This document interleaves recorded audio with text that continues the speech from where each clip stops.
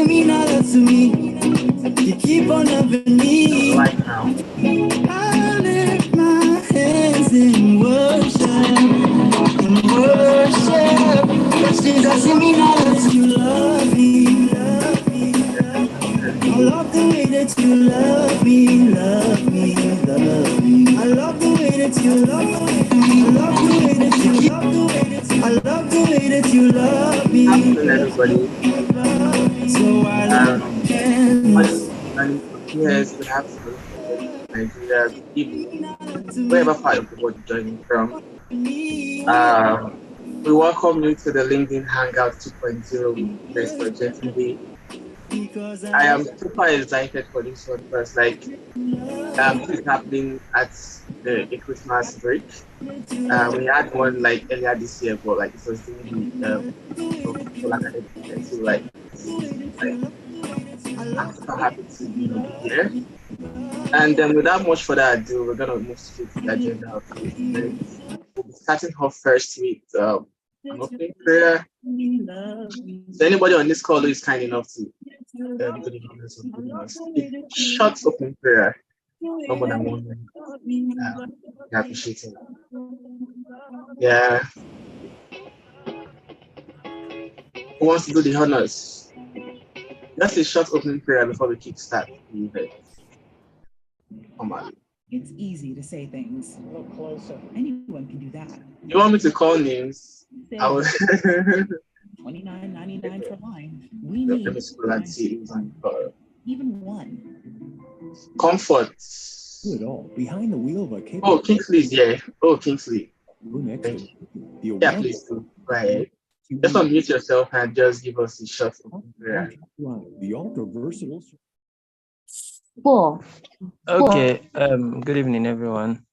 In the name of the Father, and of the Son, and of the Holy Spirit, we thank you, Heavenly Father, for this day which you've made. Thank you for the gift of life. We thank you for the gift of sleeping and waking up, and as we gathered again to learn. Oh Lord, we commit our intellect into your hand. We pray that you guide our hearts. All that we'll be learning, may we not just learn for learning's sake. May we put it into practice, and at the end, let your name be exalted. So we open this gathering in the name of the Father, and of the Son, and of the Holy Spirit. Amen. Amen. Thank you so much, Kingsley, for that short and succinct prayer. Once again, I want to welcome you all to the LinkedIn Hangout, Virtual Hangouts 2.0 with Mercy Ojetunde. Yeah, you can see on the screen some of the highlights of our event today, from scholarship talks to research writing to how to write grants to business tips and LinkedIn optimization, and then of course question and answers with the panelists and all that. Before we kick off with the event proper, I just want us to chat of where we're joining from, what part of Nigeria, what part of the country. I will do the introduction of myself first. I'll go first. So my name is Goshen, and I'm going to be one of the co-hosts for this event today. Thank you so much, Mercy, for bringing me on board. Yeah, so I find it exciting every time you have a program. And my co-host, Faith Ayomide, might join us shortly. She's not here now, but we hope to have her around soon. So my name is Goshen. I'm currently studying MSc Biotechnology at University of Nottingham, UK, England. And I'll be your host for today, your co-host for today, one of the moderators for today. And I can't wait to interact with you all. So if you don't mind, just in the chat, just tell us where you're joining in from, what country, what part of the world, what state, what region, your name and all that. Let's get to know ourselves before we proceed. Yeah. So I want to see the chat popping up. Let's use the chat. Just type, okay, your country, the state you're joining from, or the region you're joining from. Right. Mercy, can you give us a music to repeat again? Hi, Titi Lope, I presume. So, where are you joining from? Where are you calling from? What part of Nigeria? What part of the world? Hi, Francis from Accra, Ghana. Wow. Nice to meet you, Francis. Hashim from Northeast Nigeria. Nice to meet you. I hope I don't bother the name. Sawe from Kenya. Biotechnology / biochemist. Yeah, this is my G. I also did biochemist as an undergrad, and I'm currently doing biotechnology and master's. Nice to meet you, Karen. Chukwudeku Aleke from Abuja, Nigeria. Nice to meet you. Yeah, some of them from Lagos. Yeah, feel free to invite your friends that you feel that that is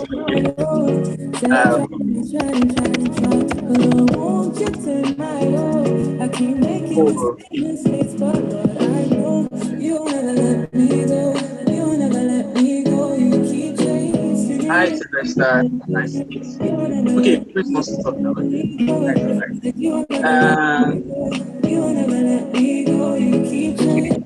that's all right. Not much further ado, like, I would like to invite you to like give us a welcome note, a short welcome note, so we can Let's Messi? good morning everyone. Can you hear me? Yeah, loud and clear. Okay, good. Thank you so much for joining this call, and yes, we appreciate your time. Thank you. And yeah, the vision for this LinkedIn Hangouts is to build equitable individuals to attain global relevance by leveraging LinkedIn to make a transgenerational impact.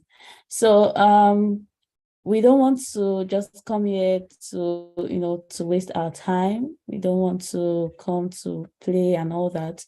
We need some of this information for our growth.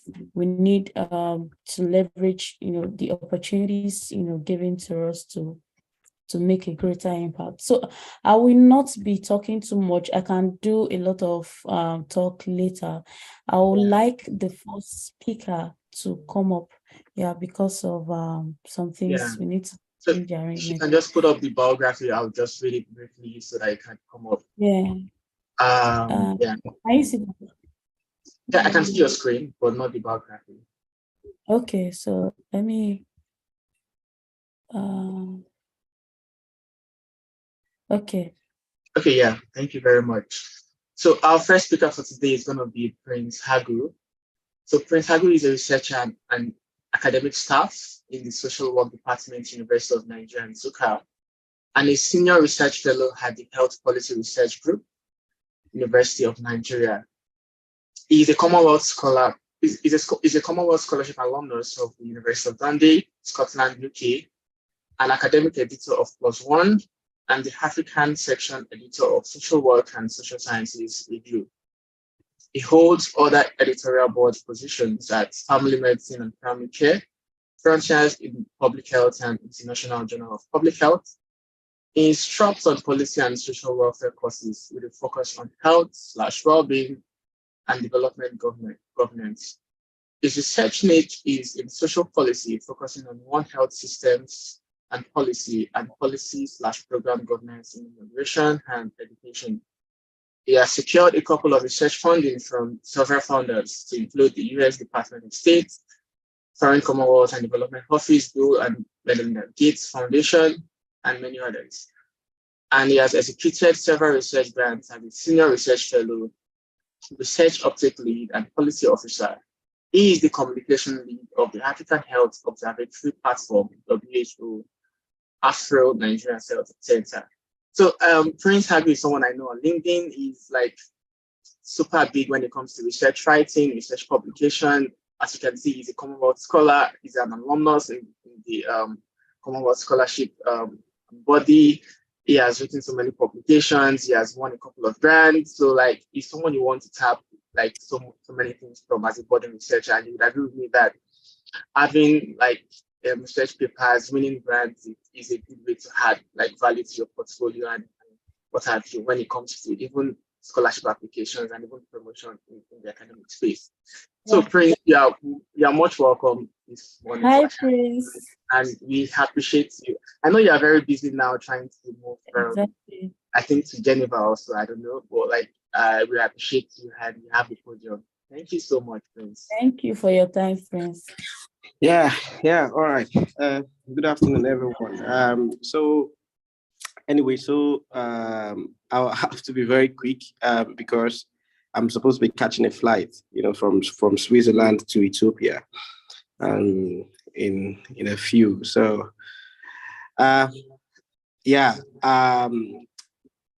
I'm a researcher, as you all know, and I'm very passionate about academics, but more passionate about how to ensure that academics or research feed into the development and governance of our society.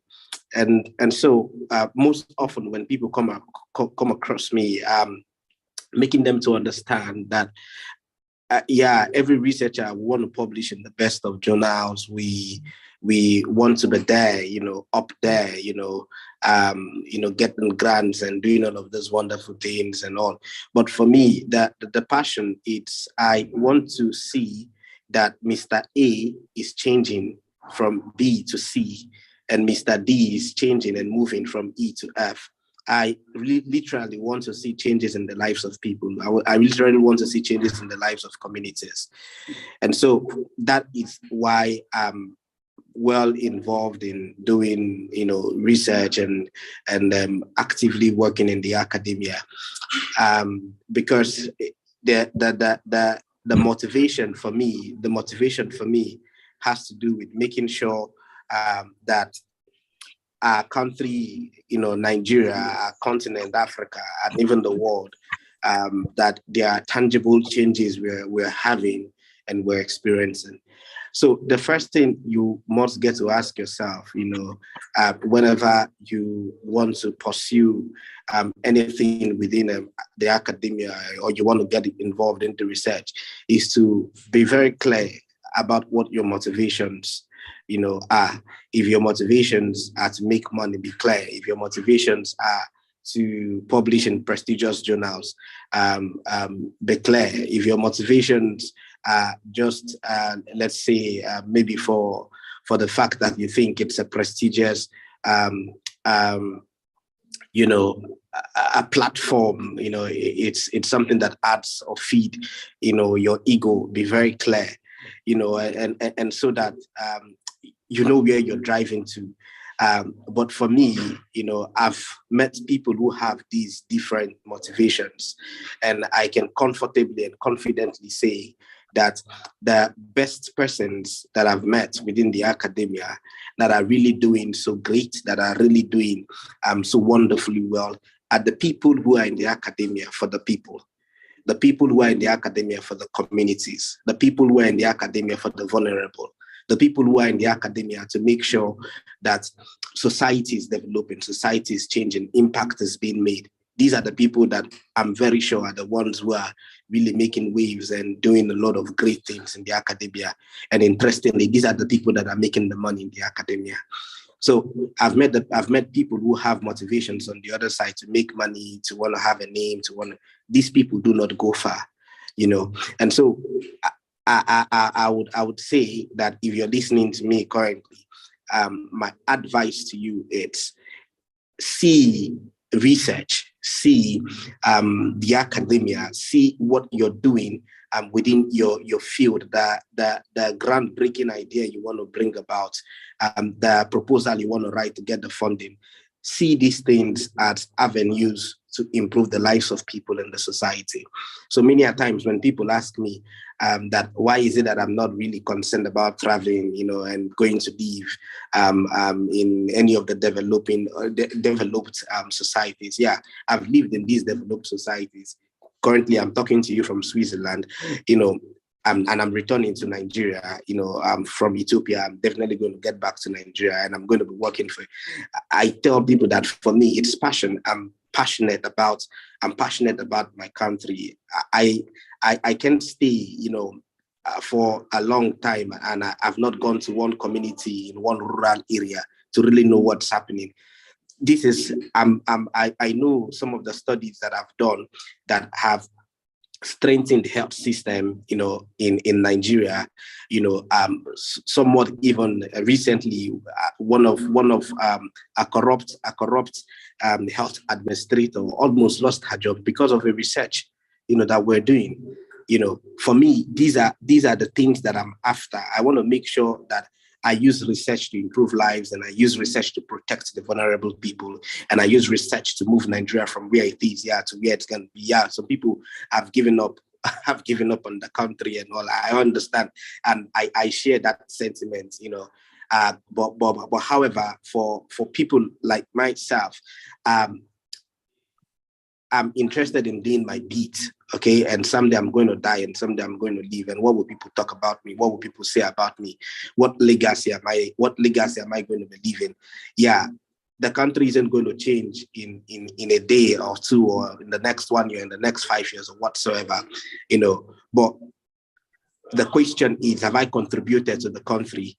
Have I contributed to improving the society? And the answer is definitely yes. And so if you have the right motivation within the academia, one thing I can promise you is that it is not all that rosy, it is not all that wonderful. So many of us, we stay night after night, we are not sleeping, day after day. Sometimes we miss lots of meals and all. Sometimes for weeks, you've not really had that time to want to converse with anybody. It's just all about work and work and work and work. It isn't a kind of life that is so wonderful and all that, especially for people like us who are doing this whole thing passionately, and we've been able to set our ambition around these things. We see differently from a whole lot of persons, and so that's why we go the extra mile to make all of the sacrifices to make sure that we're doing what should be done. We are at our best. Within the field, and indeed we are making credible research findings, that are capable of, changing society and improving lives and conditions of people. Away from that, you now ask me, so what are the steps to take if you really want to do research and, be in the academia and all of those? I think that the first thing is, one, to identify your motivation. And the second thing is to make sure that your motivation is right. And I've said what the right motivation should be. The third thing is to spend credible amount of time and go over real journal articles and read as much as you can. And there was a time in my life when I think, let's say in a week, I should have read, if it's too little, I should have read about 40 journal publications every week. If it is too little, sometimes I read more. I recall back then, even when I did my master's, I read over 100 publications within that field and all. And of course, for my PhD, I did a systematic review of literature. And the beautiful thing about reading journal articles published in credible journals, even when my colleagues publish articles, till today, I read what my colleagues publish. That interesting thing about that, it's when you get to read, these articles, you begin to understand how to write this. And sometimes academic writing is way different from writing for Facebook or writing for Twitter or writing for LinkedIn or even write this. It's a different ball game. And what way you can learn it is by reading journals from credible sources. What are these credible sources? Schemago is a database. Journals indexed in Schemago, SCIMAGO, are credible journals. Journals indexed in Clarivet Analytics. Clarivet, just as I've called it, CLARIVATE, then Analytics. It's a credible source. Journals indexed there make a whole lot of sense too. You can go there. So Clarivet is CLARIVATE. So that's Clarivet. Clarivet Analytics. So you go there. Journals in Clarivet Analytics is usually the Web of Science. You all know. I think previously it was called Thomson Reuters. You go there, you get very good journals. You read your papers there. There are several. We have DOAJ, Directory of Open Access Journals. I think they index some very good journals. You can go there and get papers and read. So I could send some of these databases and indexing bodies, to Mercy, and okay, so she can share with you guys. So you when you go to those sources and you read a good number of papers within your field, that field you're interested in, three things usually would happen. One, you begin to understand how academics do academic writing on one hand. Two, you begin to understand that it's never easy to just put all of those things together. That means you begin to understand the value behind doing that. And three, somewhat you begin to think like an academic. So there's a way we academics think. We don't just think like the ordinary people on the street, or even the policymaker in the office, or even the politician. We think differently, way differently. And now it's important that we understand that when I talked about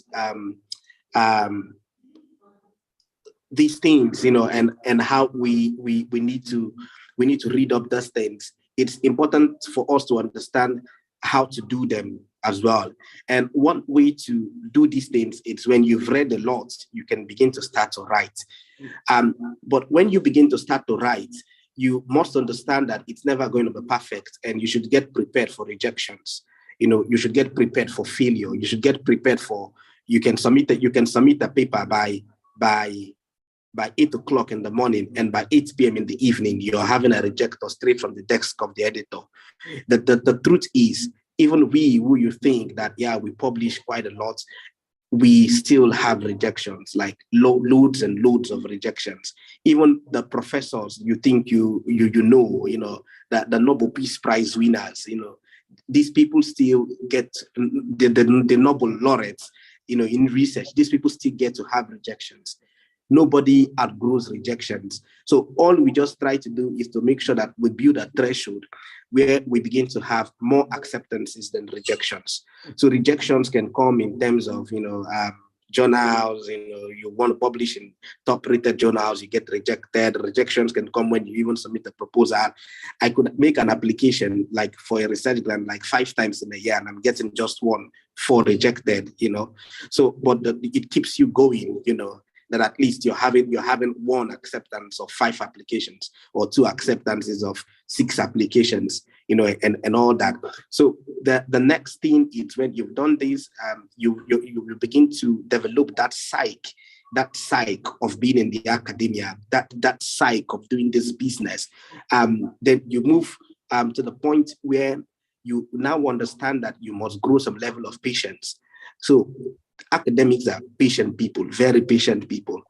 The reason that I sometimes you can make a publication, a publication submission in 2020, and it is by 2021 or by 2022 it's getting published. After it must have even gone through rounds and rounds of peer review. Sometimes it might have gone through rounds and rounds of rejections, and you're trying to find a home for the paper. So sometimes when people say, Prince, in a year, look at the kind of papers you're publishing, I make them understand that, you see those papers, some of them were submitted like a year before. I've had a paper where I had to see through publication for 2 years. And I'm even having one now that I'm still working through. And the paper was first written late 2020 into 2021. And it was sent out. By early 2022, it came back with a rejection. It was sent again in early 2022. By mid-2022, it came out with a rejection.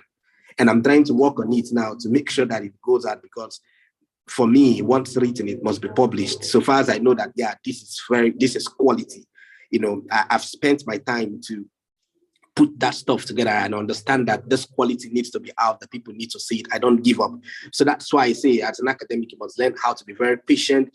You must learn how to be very dogged, because if you give up, then trust me, you're not going to see what's for you, at the end of the tunnel. You wouldn't even get to the middle of the tunnel, let alone going to the end, So the next thing has to do with mentorship. You must be humble enough to be mentored. There are, as I'm speaking to you till today, like I have mentors that the thing with most young people is they just want to develop wings and fly. They don't want to go through the school of being drilled, of being straightened, of being flogged, of being shouted at. They don't want to go through that school. I tell people that for me, I went through the unconventional route in academia, and it was through mentorship. One of my mentors, I started working with him for like 5-6 months, and the only thing I could get from him was 7,000 naira after 5-6 months. But trust me, on the day I met him, I had to call some friends together, and I had to buy them beer that I've met somebody, and that the person I've met is the person I've been reading about all the time. And for the first time, I'm now going to be having a close opportunity to work with him. And I had to call some friends and I say, sit down, you need to drink some beer because I've had a breakthrough. And the breakthrough is that I've seen somebody that's going to get me mentored. And I started working with him for like 6 months. And all I could get from him was 7,000 naira. But I didn't stop there. But I had to still go ahead. I had to still keep working under him. And trust me, that the person you see today is a product of that man. And a good number of us were waiting, definitely just a few of us, because he understands what it means to scout for talent and keep talent, And let's not even talk about, my supervisor, for my PhD and how I had to submit myself totally, to her and all of those. I'm pretty much sure, that if I look at some of my peers and I look at their CV, maybe perhaps those persons we graduated together. I think when my set graduated from the University of Nigeria, we were just 44 that made first class. And I'm pretty sure that of the 44 of us, not up to 2% can boast of the kind of CV I have. But a good number of them, at the time we graduated, they were all keen on, I want to travel abroad, want to do this, want to do it. I'm like, okay, no, that's fine. But I had to go through the other route where I had to start following through well-detailed mentorship, and I'm very proud of the fact that, it's paid today. Yesterday, for the past days, I've been at the World Health Organization discussing with some people on how to set global health agenda. These things are benefits of the mentorship I've gotten over the years, and I'm still getting over the years. If you see, to this moment, my mentor sends me some kind of emails and he wants me to turn in some kind of tax, the next moment, and I'm going crazy. Anywhere I am, I'm making sure that I'm trying to I get the tax, settled and get it submitted to him and get it submitted to her, because I have two mentors that I'm very utmostly loyal to, and so I don't subscribe to the idea that I made myself. No, I don't think it can happen that way. Life becomes mentorship. So for some persons, we understand that mentors, have a way of taking you through routes that they've gone through, beautiful, excellent, so wonderful. Again, sometimes some people would say that with the mentor that it makes the journey easier, but that's not true, because I know for somebody like me who has gone through serious mentorship and still going through serious mentorship, I know the things I've had to sacrifice personally to be where I am and to be submissive to my mentors. So you need a mentor as far as the academia is concerned, because academia is not just only to sit down and you write and you think up some kind of things and you put them down and you write. At the end of the day, all of those things you're putting down, you're thinking through and you're publishing and all of those, how are they affecting lives out there? And then we move over to the next, where we talk about network. So it is one thing to have mentors, it is another thing to have network. So you begin to build network of people who are doing fine, and you're connecting with them, and you're discussing with them, you're sharing ideas with them, you're learning from them. So you need that network. My friend would always say that your network determines your net worth. And sincerely and honestly, I think that that's true. I've had some kind of breakthroughs that came as a result of recommendations. Funny enough, you will go online and you see that they've put a call out there. The call that they've put out there, all the checklist, the criteria, are designed to suit me. And that's because the people have already said, because of the fact that you were recommended by this person, we're going to give you this.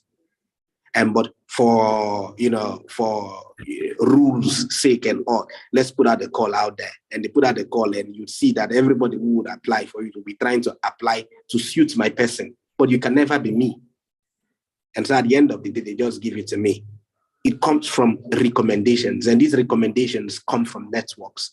So you must value it. And that's why sometimes I just look at people on LinkedIn and I see, they send you a hi, you can't even say something, or maybe perhaps, young people are very fond of these things. I think particularly females, people want to reach out to you. People want to talk to you. You just need to know when, you can say, I think you're overstepping your bound, but it's important, very important, that at every point in time you understand that you're going to be meeting new people and whatever. I really love what Messi is doing on LinkedIn.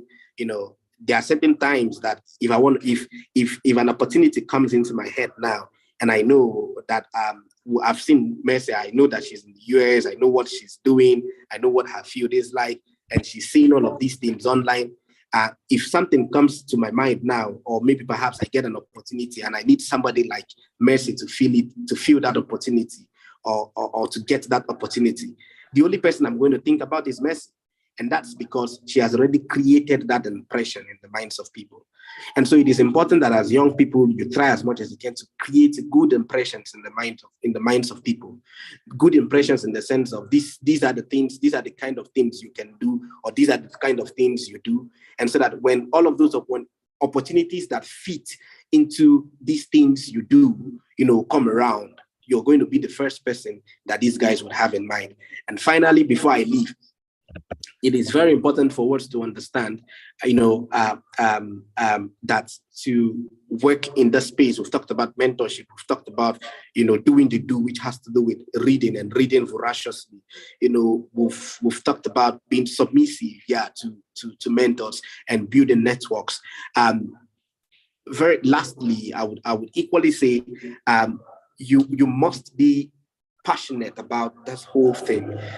And you must understand that at some point in time, passion would become sour. What it means is that at some point in time, you'll be asking yourself, is this the passion I want to passion? You definitely get to ask yourself that question. You become so confused. You become like, it's like this passion will continue to be passionate and be going, I'm not going to join this passion anymore. Times will come when you get to ask yourself those questions. But there is only one thing that would keep you in it, and that's conviction. So it is one thing to be passionate about something. It is another thing to be convinced about it. And the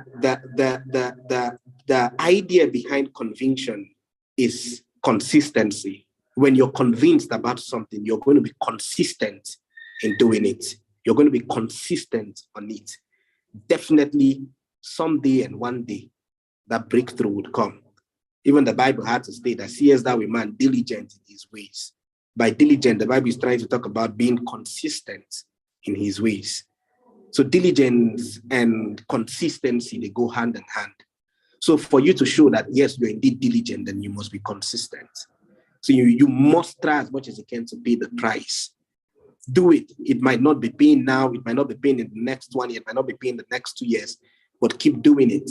I remember definitely there was a time when, for me, the only money I can boast about would just be maybe the salary at the end of the month and all of those. But now, it isn't that way, because I know that, I've worked so hard. I've tried as much as I can to put things together, put structures. I've showed myself to the world, and I'm getting the returns. And finally, I don't mean to sound ecclesiastic. I don't mean to sound religious.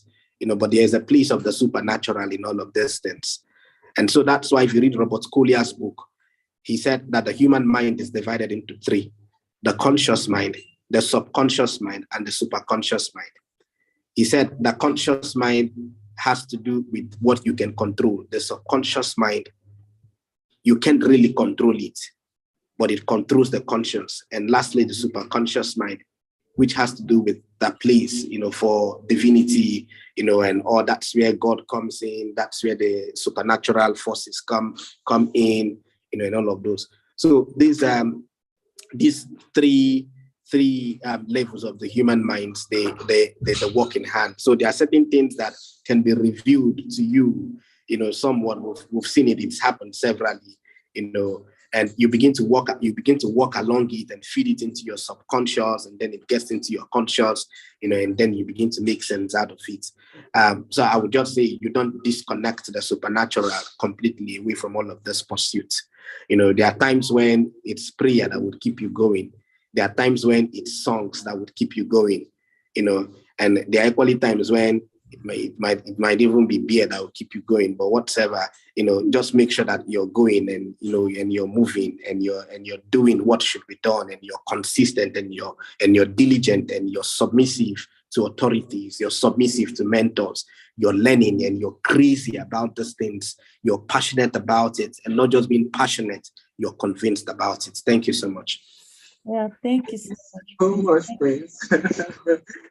I could relate like every bit of thing you said, like super dosage of like energy for me, really. Like the part where you said about the unconscious, subconscious, and the superconscious, and then finding something that keeps you going in terms of it's music, if it's songs. I can relate honestly because like personally, music is something that keeps me going sometimes when I'm really, really down. And thank you so much, Prince, like for this informative session. Do we have any questions for Prince? I have lots of questions, but I want Yes. more like the attendees like to give the go first. Like he has said so many things about academia, research publication, how to go about it, how to start, what to do, how to do it, and everything. So like, feel free to ask your questions. You just put up your hands and we'll call you. Prince will be leaving very soon, so we want to take as many questions as possible. Okay, via email. Okay, Prince, could you drop your LinkedIn or say your email address or what have you? Yeah, his email address is here already. Okay. Thank you so much, Prince. Do I get to ask my questions or like I should send via email? Yeah, it's done. What are your questions? Okay, Okay, I'll push it via email then. Okay. And we can like also talk about research later. Okay, yeah. Do you want us to talk about research now or like after like? Yes, so after the next person. Okay, after the next speaker. Okay, I hope you guys are enjoying the session. Like, I had to take my pen and jot down like key points. And I believe like key all that attending also like got value from what Prince has said. So without much further ado, like we'll move to the next speaker. Denubon. I know Denubon from LinkedIn and I've been a silent admirer of Denubon. I doubt he knows about this, but so I don't know, is he here? If I read the biography. Denu, are you here? Okay, let me check. Okay, I'm not sure. So I think we should go to the next speaker. Okay. Prudence. Okay, Prudence. Okay. Hi, I'm here. Can you put up the biography of Prudence? Yeah, sure. Yeah, so like our next speaker for the LinkedIn Hangout 2.0 with Mercy would be Prudence. She is a technical founder, spoken word poet, writer, and a filmmaker. Her poetry works has been featured on Byron Magazine, Agboro and New Magazine. She was a finalist on the Alex First Poetry Grand Slam 2019 and was also second runner-up for the Poets in Nigeria, Oka Poetry Slam 2019. He is a team mentor and has worked with creatives like Mr. Funny, Wonder Talk, and Tweezy. A startup, Prudence, was a beneficiary of the Tony Elumelu Entrepreneurship Foundation grant in 2021. Wow. She is currently concluding a master's degree in communication studies at the University of Port Harcourt, Nigeria, with future focus in development studies. Prudence, you are highly welcome. And we are Thank you. glad to have you here and to learn from your world of experiences. Thank you. You're welcome. So I think it's afternoon here in Nigeria. It should be morning in the UK. So good day to everyone. My name is Prudence Okeogene Emudianege.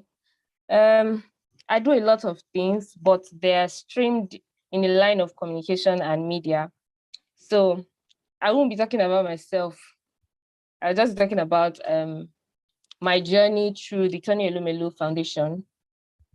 So we're talking about applying and winning business grants, but with a focus on TEF. So the slides are here. Okay. So Mercy, the second slide. Thank you. I had to give you this work, sorry. So a little about my journey.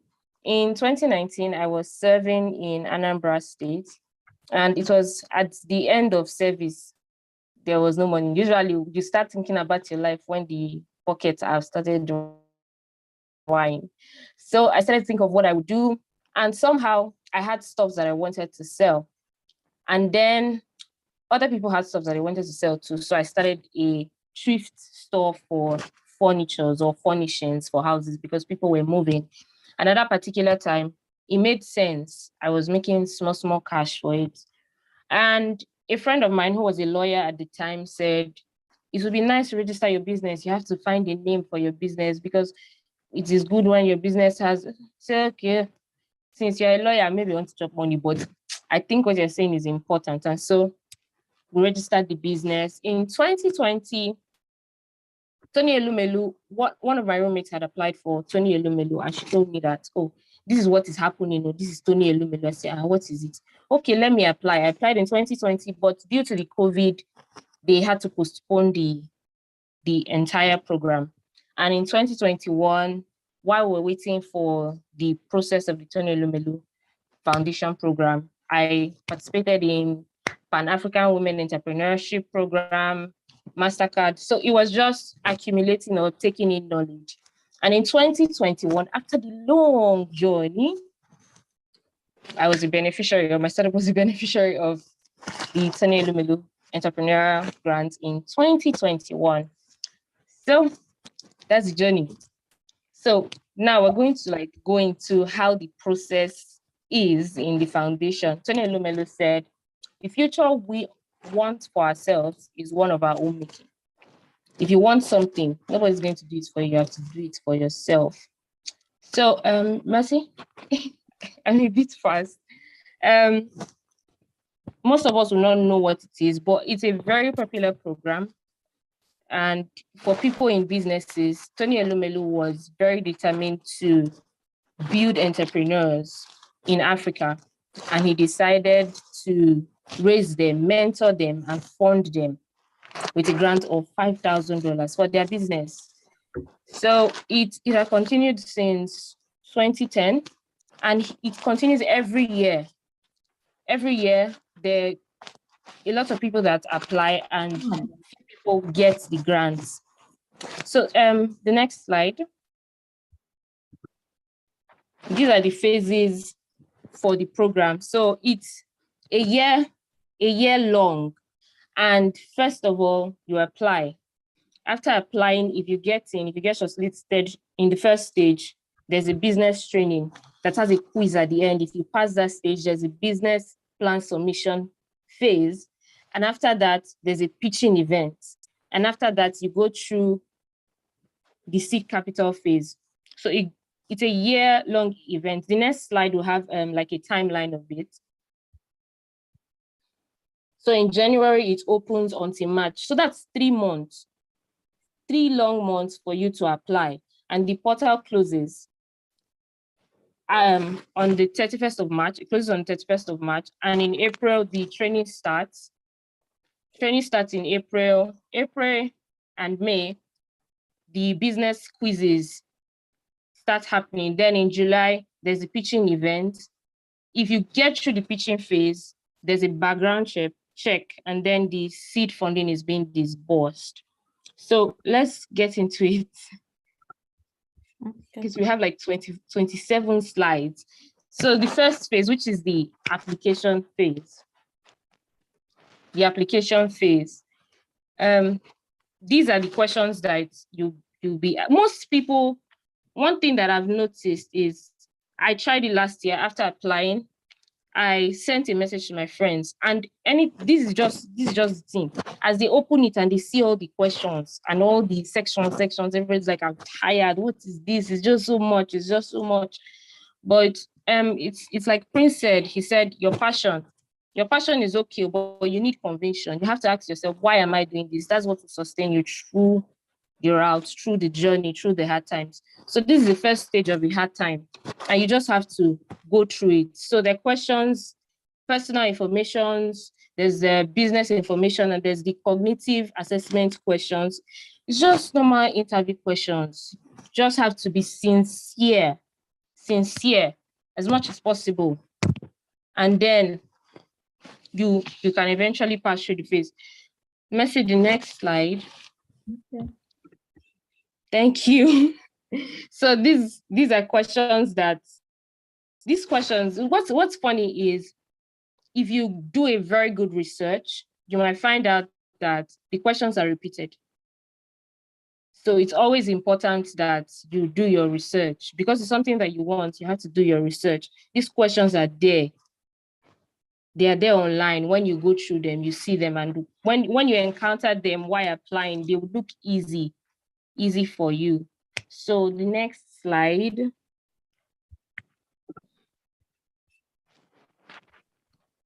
It's like every scholarship. I think most of us here are scholars, people that are applying for grad school. One thing that they always say to grad school applicants is, you have to understand the selection criteria. Know what these people want, so you know what you are giving to them. And in the business information section for the application, you have to describe your business clearly. There's a phrase that I always use, say, if you cannot define your business to a child, if you cannot define your business in a sentence or two, you have to continue restructuring it. I won't say give up on it. Continue to restructure it until it is clear enough that as they hear it, as they see it, they understand, because it is very, very important. And also you have to make good research. So when you eventually pass this phase, the application phase, you could be, next slide, Mercy, yeah, you're right. So the applicants are placed into 4 categories. Four categories, and these categories will determine the type of questions or training you will go through. So depending on what you have written, that's why you have to be accurate, you have to be sincere, because if you do something elaborate and you're placed in advance, your questions are more difficult for you to approach. But if you're very sure, you're sincere, when you are at the advanced part, it's not a problem for you. So you just have to be sincere. So the 4 phases, the preparatory phase, when you're put in the preparatory phase, you do not have the skill sets needed to start a business. So it means that you're not eligible for mentorship, you're not eligible for the seed capital. And then the 3 phases that are that are eligible for the seed capital are the beginners, the intermediate, and the advanced. So you just have to be sincere. And then when the questions and the quizzes come, you can approach them easily.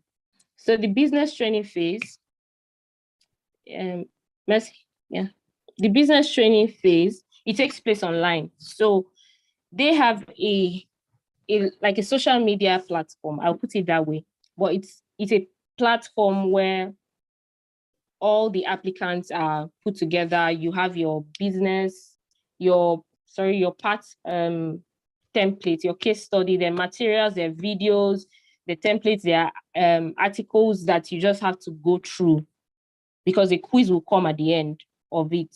So this is the training phase. This is the training phase. So you are learning how to grow a business. You're learning how to be a better businessman or entrepreneur.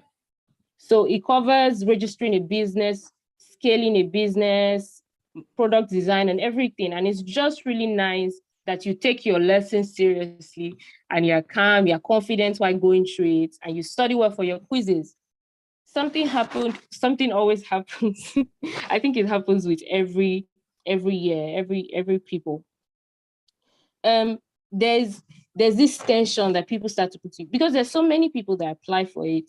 People will come and they start telling you, I've done this thing before. I know how to do it better than this. And on the first day, people, because of the fear or fever or rush, people would start taking their quizzes. On the first day, would decide just open. People will start taking their quizzes. And you start seeing that their scores are like 45, 50. It's supposed to be like a perfect score. A perfect score will always get you to a better place. But because of the fever, people always try to overrush. And it's something that might happen. So people should always take note of that. You have to be calm and confident. Know why you're there. Don't let the rush and the fever that other people are having affect you. You have to attend your live classes. Most live classes are on Zoom and YouTube, so you can easily watch them. And most importantly, send your inquiries and your questions to the inquiries team. People send questions to their mates, which is also good, but you have to know how to filter information. And if you do not understand something, go to the right source and ask. So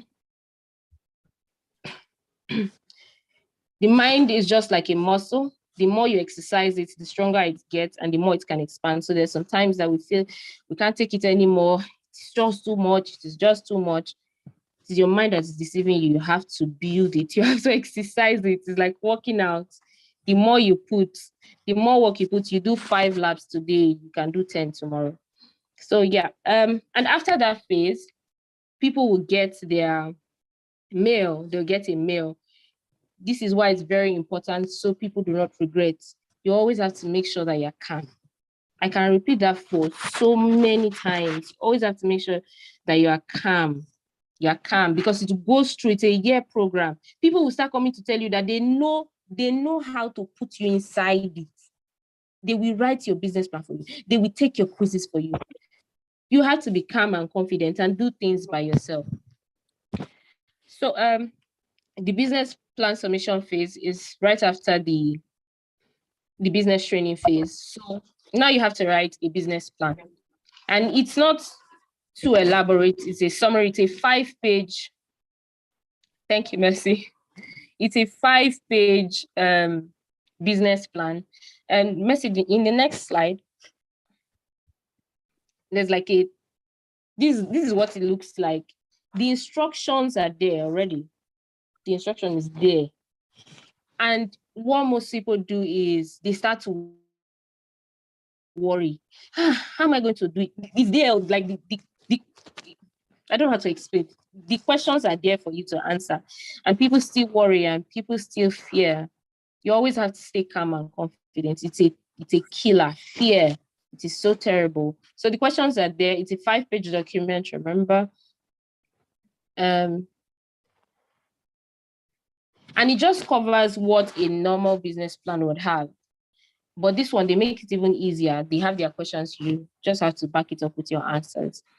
And the tips for a successful business plan submission: choose accuracy over speed. First to finish never counts.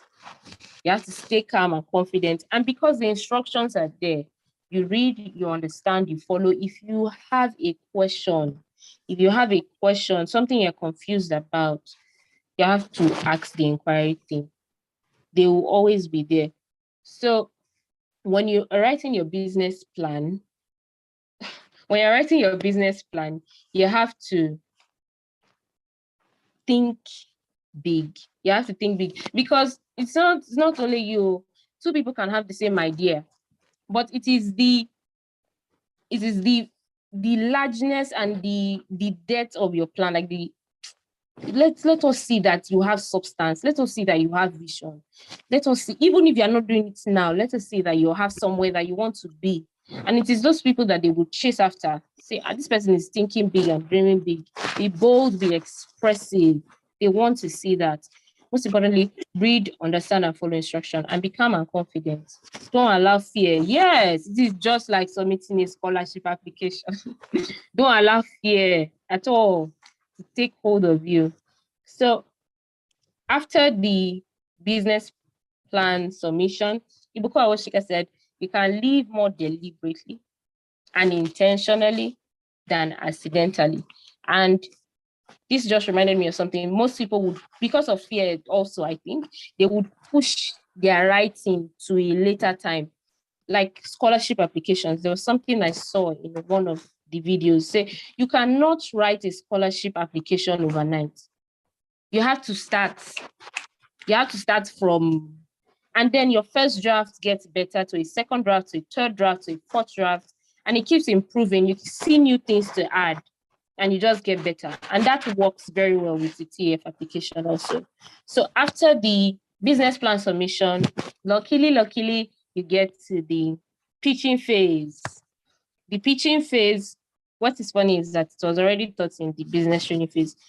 You just have to make an elevator pitch of your business. So in 2019, I think before the COVID, it was a live event in Abuja. So people from all over Africa, I should say that.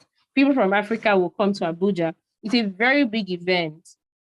And I remember when I was in, let me not go too far, but when I was in Abuja, like in 2019, they were talking about it. The adverts were all over the place. But in 2020, they started doing pitch videos, making pitch videos.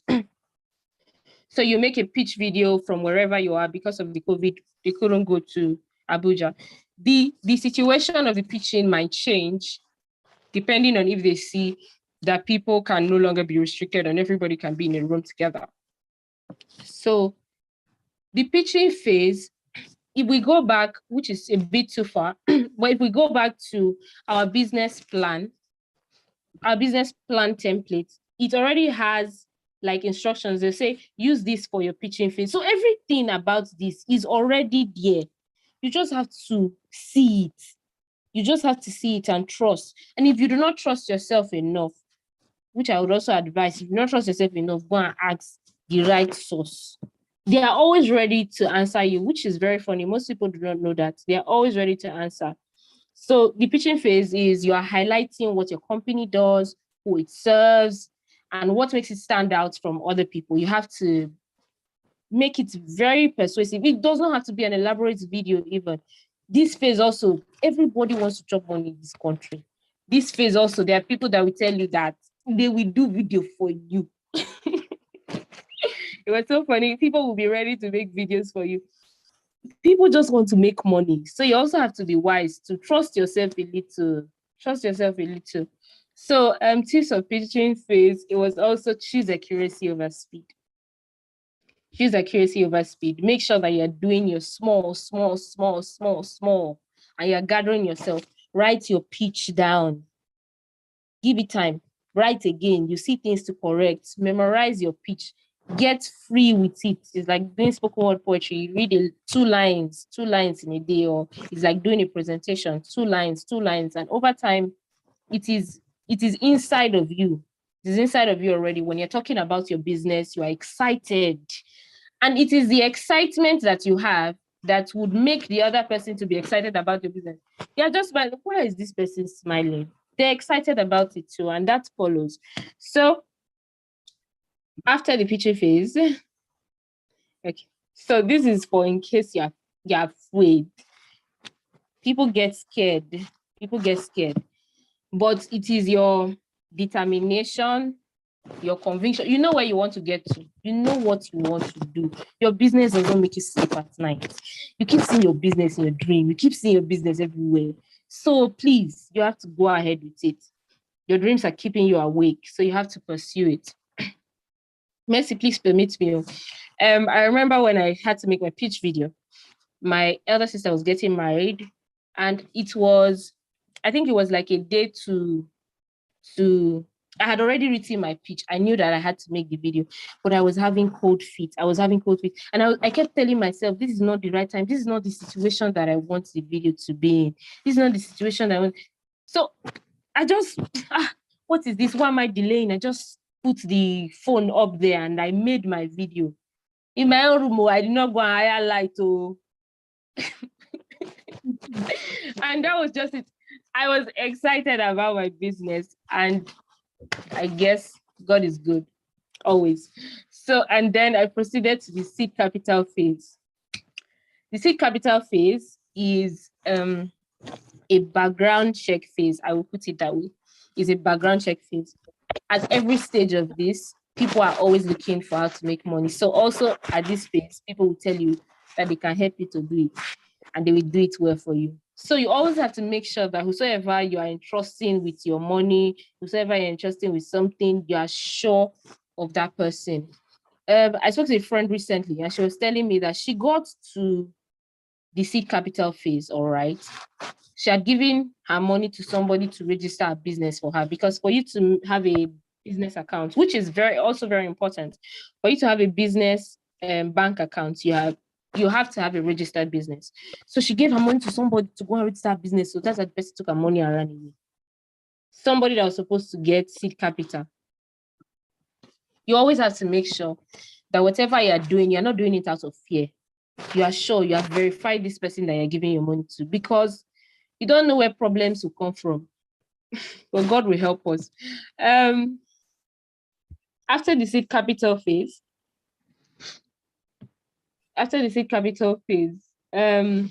you get your money gets disbursed to you. So the process of the seed capital phase, you need your valid ID, a business account, and a self-declaration form. The self-declaration form is sent to you, and you have to meet a lawyer. You have to get a lawyer to sign. So it has to be signed by a lawyer. But that process is easier. You have to make sure that you have a valid ID, which is also easy. You have to get a business bank account. A business bank account, you would need your, like I said, your CAC, your registered business. You can register a business as an enterprise. You can register it as a company, depending on how your pocket fits. People will come and they will tell you, if you register as a company, that is where you get the seed capital. Do not do anything out of fear. Be sure of what you are doing. Be sure of the step you are taking. Be intentional about it. Because this is life. Things that do not make you sleep at night, you should not play with them. So your business account, after you have your CAC, you go to the bank and you apply for a business account. It would usually take time. So what is advised is you have to trust yourself and you have to trust God. Prince had said something. He said, there is a place of the supernatural in all of this. You have to trust yourself. You have to trust God. I remember when I was going through the 20 Elumelu, I did not to sleep. And I started fasting because I was worried. I started fasting. I was fasting and praying. And then I was convicted to stop fasting though. But the entire point of what I'm saying is this. If you feel that you can carry yourself supernaturally, that's okay.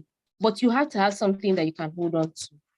So if God is what you are holding on to, hold on to God tight. Hold on to him tight. So there's a place for the supernatural in all of this. Everybody that has been big will tell you, do not stop. Envision yourself where you want to be. Pack only the best ingredients and never fear the mountain. You have to trust yourself. You have to trust God. And then, why are you afraid? If you do not do the business, if you do not do what you're supposed to do, you will be tormented. But then, everything depends on where you want to be and how much work you want to take to get there. So thank you very much. That's the end of my presentation. If you have any questions, drop them. If Mercy permits, I would answer. Sure. I mean, just hang on with us for a while. I mean, like, I have questions for you, but as usual, I will give the audience like time first. I want to say something real quick before the question part. Like, just to reiterate, like what Mercy said during the opening of the event, like the purpose of this LinkedIn Hangout is not just to come and unwind alone. It's also to give accountability kind of thing to people, because like we want to see like people take some of all these things back and then improve on their different career prospects and then give us feedbacks of how events like this have benefited them. So like there's gonna be like a kind of track record keeping system such that like say like next time we'll be having this event, we're gonna ask like people to tell us like, okay, what have you done? For instance, what Prudence has said, we hope to see people within this TOE seed grants. So like doing things like this will make us know that, okay, we're really making impact, and then people are really going back to implement some of the things that they've heard on this platform. And of course, Mercy said there's going to be a reward for that. So come next event, improve on yourself, like take home all these things like that the speakers have said in terms of research writing, impacting in your immediate environment, applying for scholarships, applying for grants, or what have you, and then give feedbacks to Mercy, give feedbacks to her, so we know that, okay, we're really, really impacting. Not that you're just coming to meet and no results to show. So yeah, back to the questions and answer part for Prudence. Yeah, do we have any questions for Prudence concerning the seed grant and all? One thing I can strike out from all what the speakers have said, I can see that one thing is information is power. If you don't know these things, you don't know that there's something like this. Some of us might not even know that there's something like the seed grants for TOE. And that is one of the importance of LinkedIn. And that is why we are holding like a virtual hangout like such as this, like for LinkedIn networking and the likes. So yeah, I want you all who are attending today to take cognizance of this.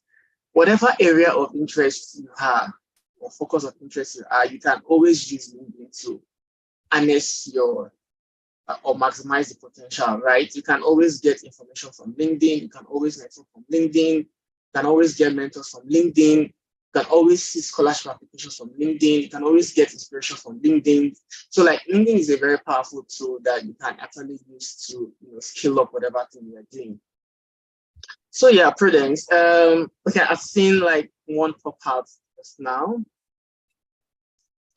This is from Sylvester. It says, about writing the business plan, do they give you a specific amount so that you write within that range? Like, say, do they say, okay, you need to write, say, like, maybe you're writing the financial aspect. Do they give you, like, oh, it has to be, like, within this range or so? That is the question I'm posing. Okay, so the answer is yes. In the template that was in the presentation, by the side, there's a word limit, and the instructions of what they want to see there. Like Mercy said, it's just like a scholarship application. So you have to put your best foot forward and then follow instruction, be guided by instructions. If you have a question, ask the right source. So yeah.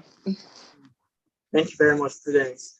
Another question, like for me, before like, what is the like most difficult part of the application process for the seed grant? What do you think is the most difficult part, like from your experience? The most difficult part should be beginning to apply. People are always scared of the questions. They give up at the beginning. How many questions did you have? Sorry. How many questions? I couldn't even remember, but let's see. Are they up to 20? 20? No. They're more than 20. Wow. But like the word count, they're like more than 20. Let's say in the range of 50. And then sections, like one section. in different sections. So you just have to keep going forward. That's just it. Just keep going forward. Thank you very much. Thank you very much. Do we have any other questions from our participants today? How to write business grants? I too want to win the TOE. So apply and look at it. Oh, wahala. Someone had added something which is very true. He said that he was involved this year, but he couldn't get to the business phase. For the bank account, he said they prefer a UBA bank account, which is very true. It's a UBA bank account. So then for other African countries that do not have a UBA bank account, they have an account that they give to them. But it's a UBA bank account for where there's a UBA bank. So another thing I want to ask students, like, do they like after you win the seed grant, like, do they like hold you accountable to like all the things you said you want to implement in the question? The accountability part is, I would say, is not as strictly enforced, but after the disbursement, they put you on a year mentorship phase. So you are attached to a mentor. You have like people that they feel are compatible. That's the word now. People that they feel they're compatible, people that can help you. They're about 5 to 10, and then you have to select from them. And these people would go through your work and what you do weekly or monthly. Yeah. Then last for me, before we move to the next giveaway, if there are no other questions.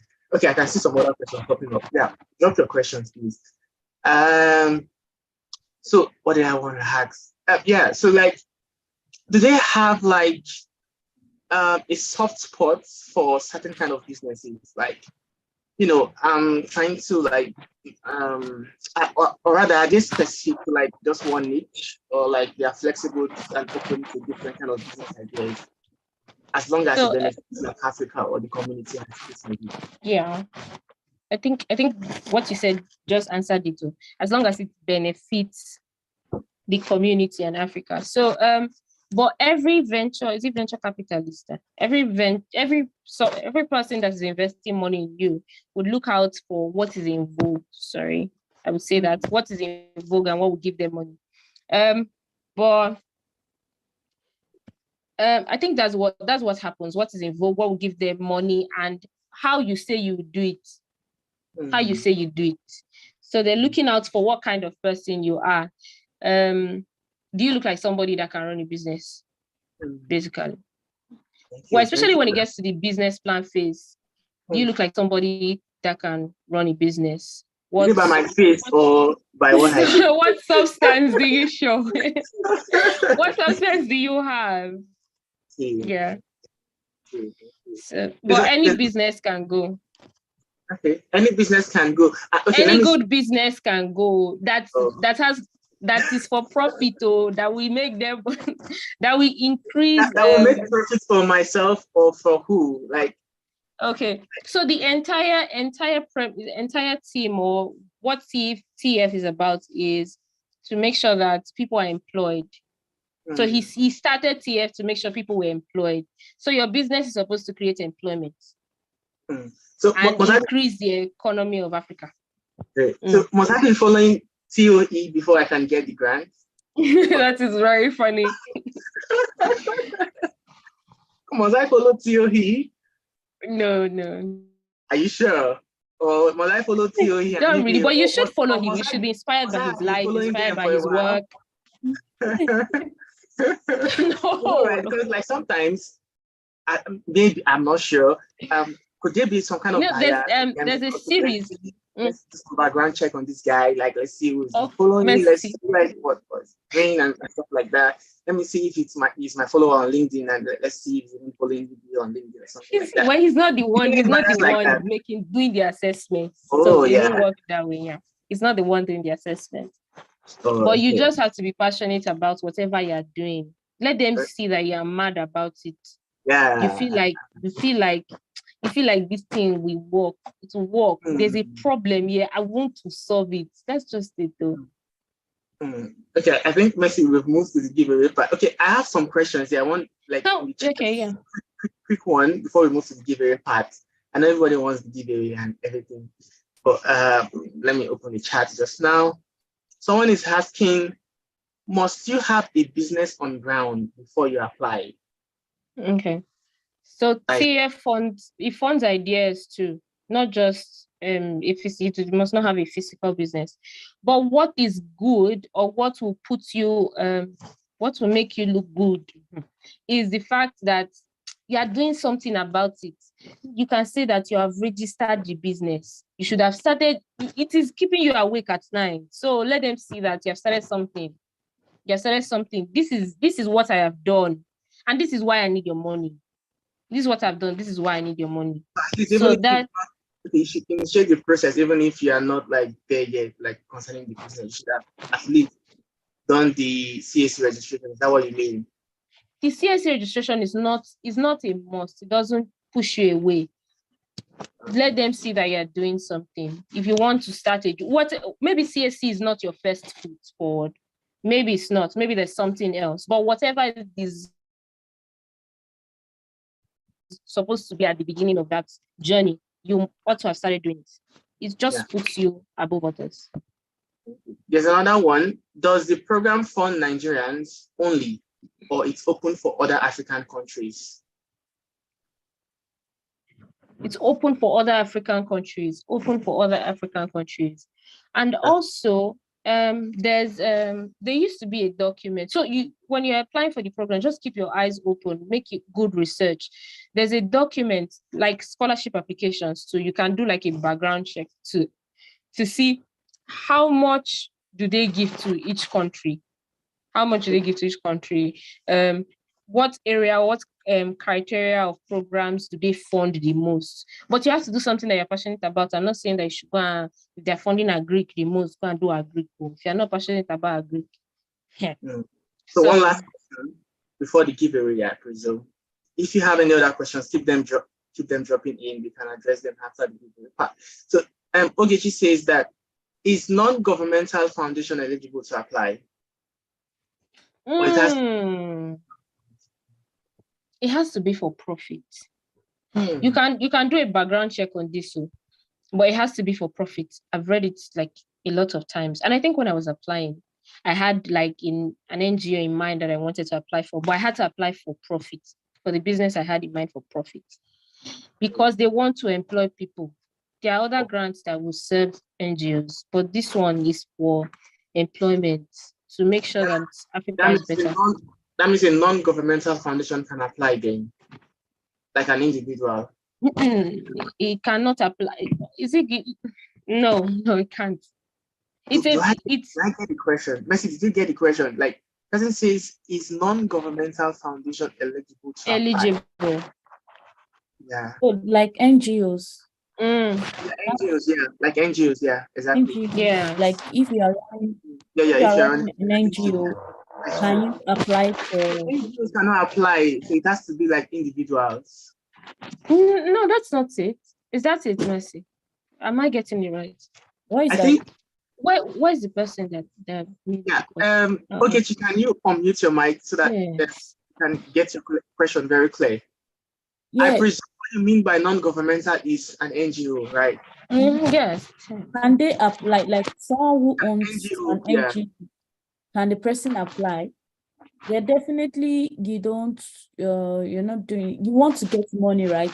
Okay, so I think the answer to you want to get employ people. So can you get money from TOS to run your maybe have a foundation, Goshen Foundation for Cancer Patients, for instance. Can I apply with my NGO or as the head of my Cecilia NGO? Foundation? Yeah, Cecilia Foundation, whatever. Can she apply? Yeah, she's applying with a foundation or something like that, or with a foundation. Yes. Is it individual thing? Maybe it doesn't have to be like Cecilia, or I can apply like on behalf of my foundation, or I can get the to implement something. I think I have to explain. I think I have to explain. And an NGO is a non-governmental organization Do they make profits? That's the main question. An Hmm. NGO does not pay tax now. They don't pay tax. I'm not They sure. are Yeah, are you here? Tell us if your NGO is making they are raising money for a cause. Yeah, they don't pay tax. Yeah, they don't pay tax. So But I don't know. I think they are like there to help other people. So there should be Yeah. some money for you should them. make profits, right? Like, I mean,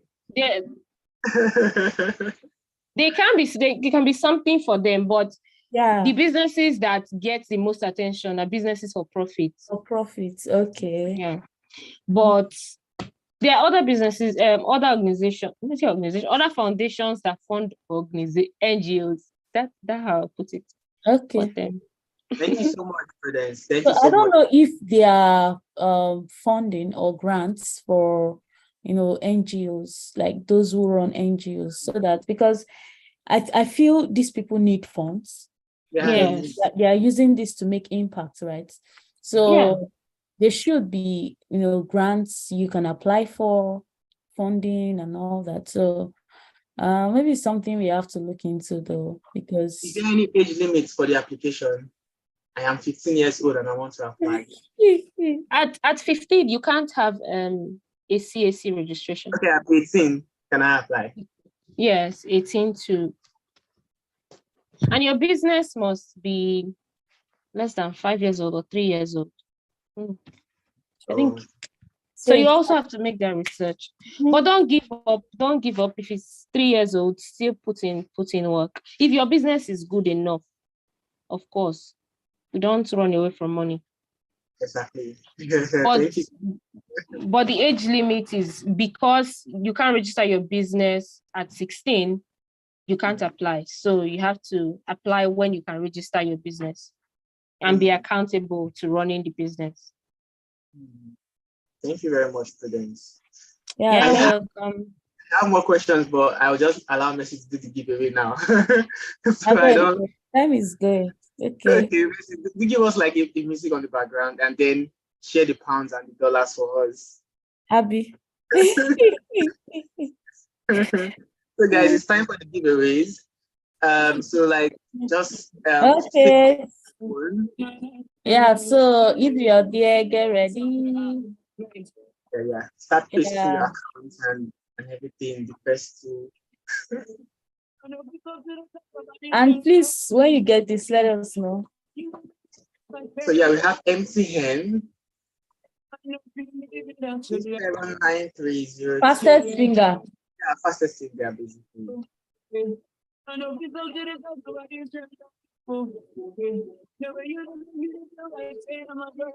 Has anybody got this? I don't know if anyone has gotten this. Oh, Steph. That's there. Okay. Next.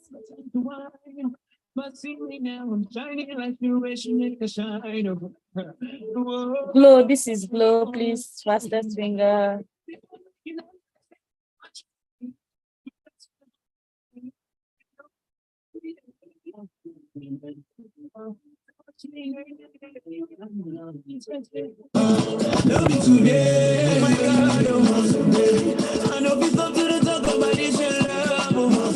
Ghana. No.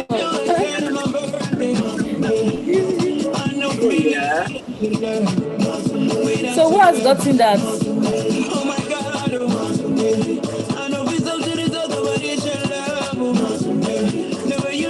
Has anyone gotten this? Please let us know in the chat. Let's be fast about it.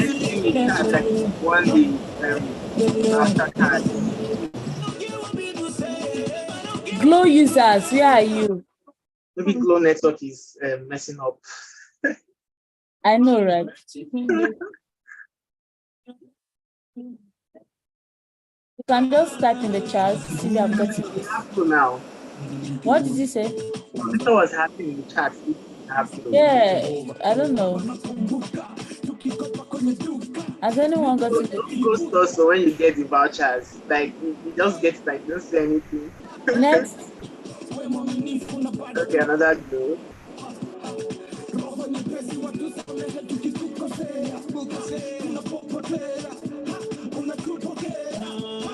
someone has done it faster than you. And someone gotten this. Please let us know if you've gotten this.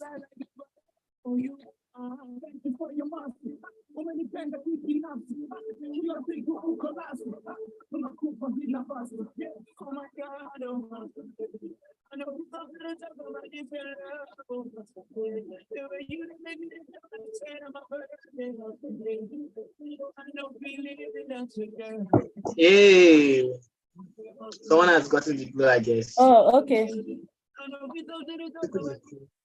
Yeah. Etel.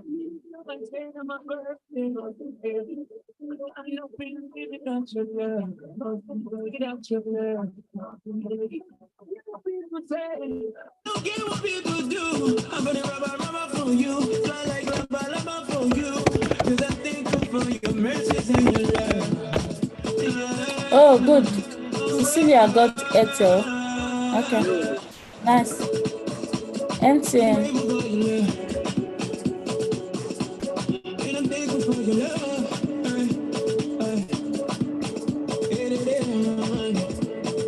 Has someone gotten this?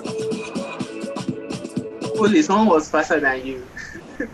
MTN. Yeah, this is MTN. Please, fastest finger.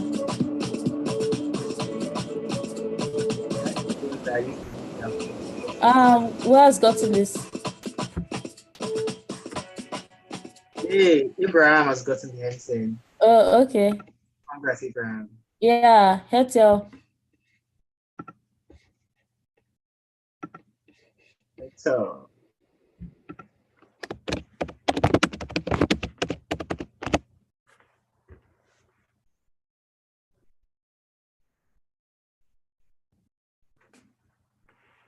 Cetaphil's hydrating foaming cream cleanser cleanses sensitive skin without harming the skin's barrier.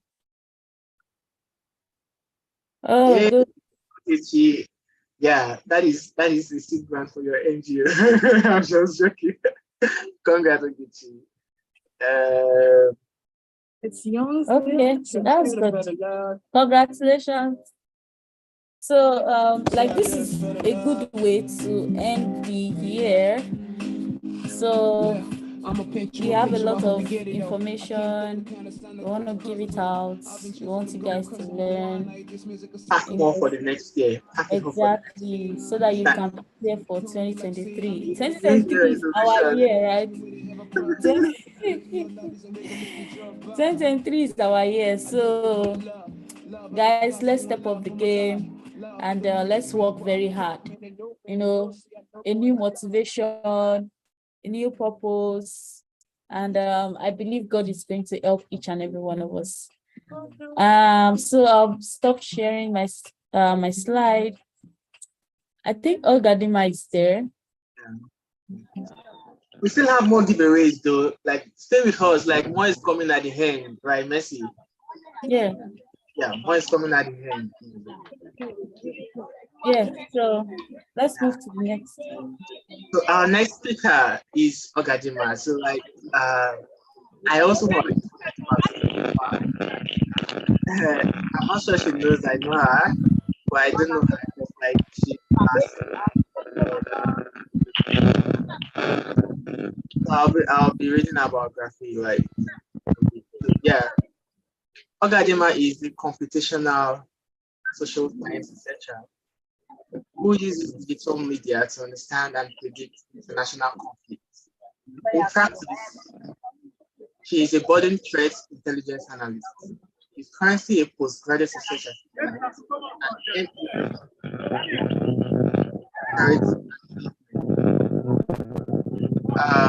funded by.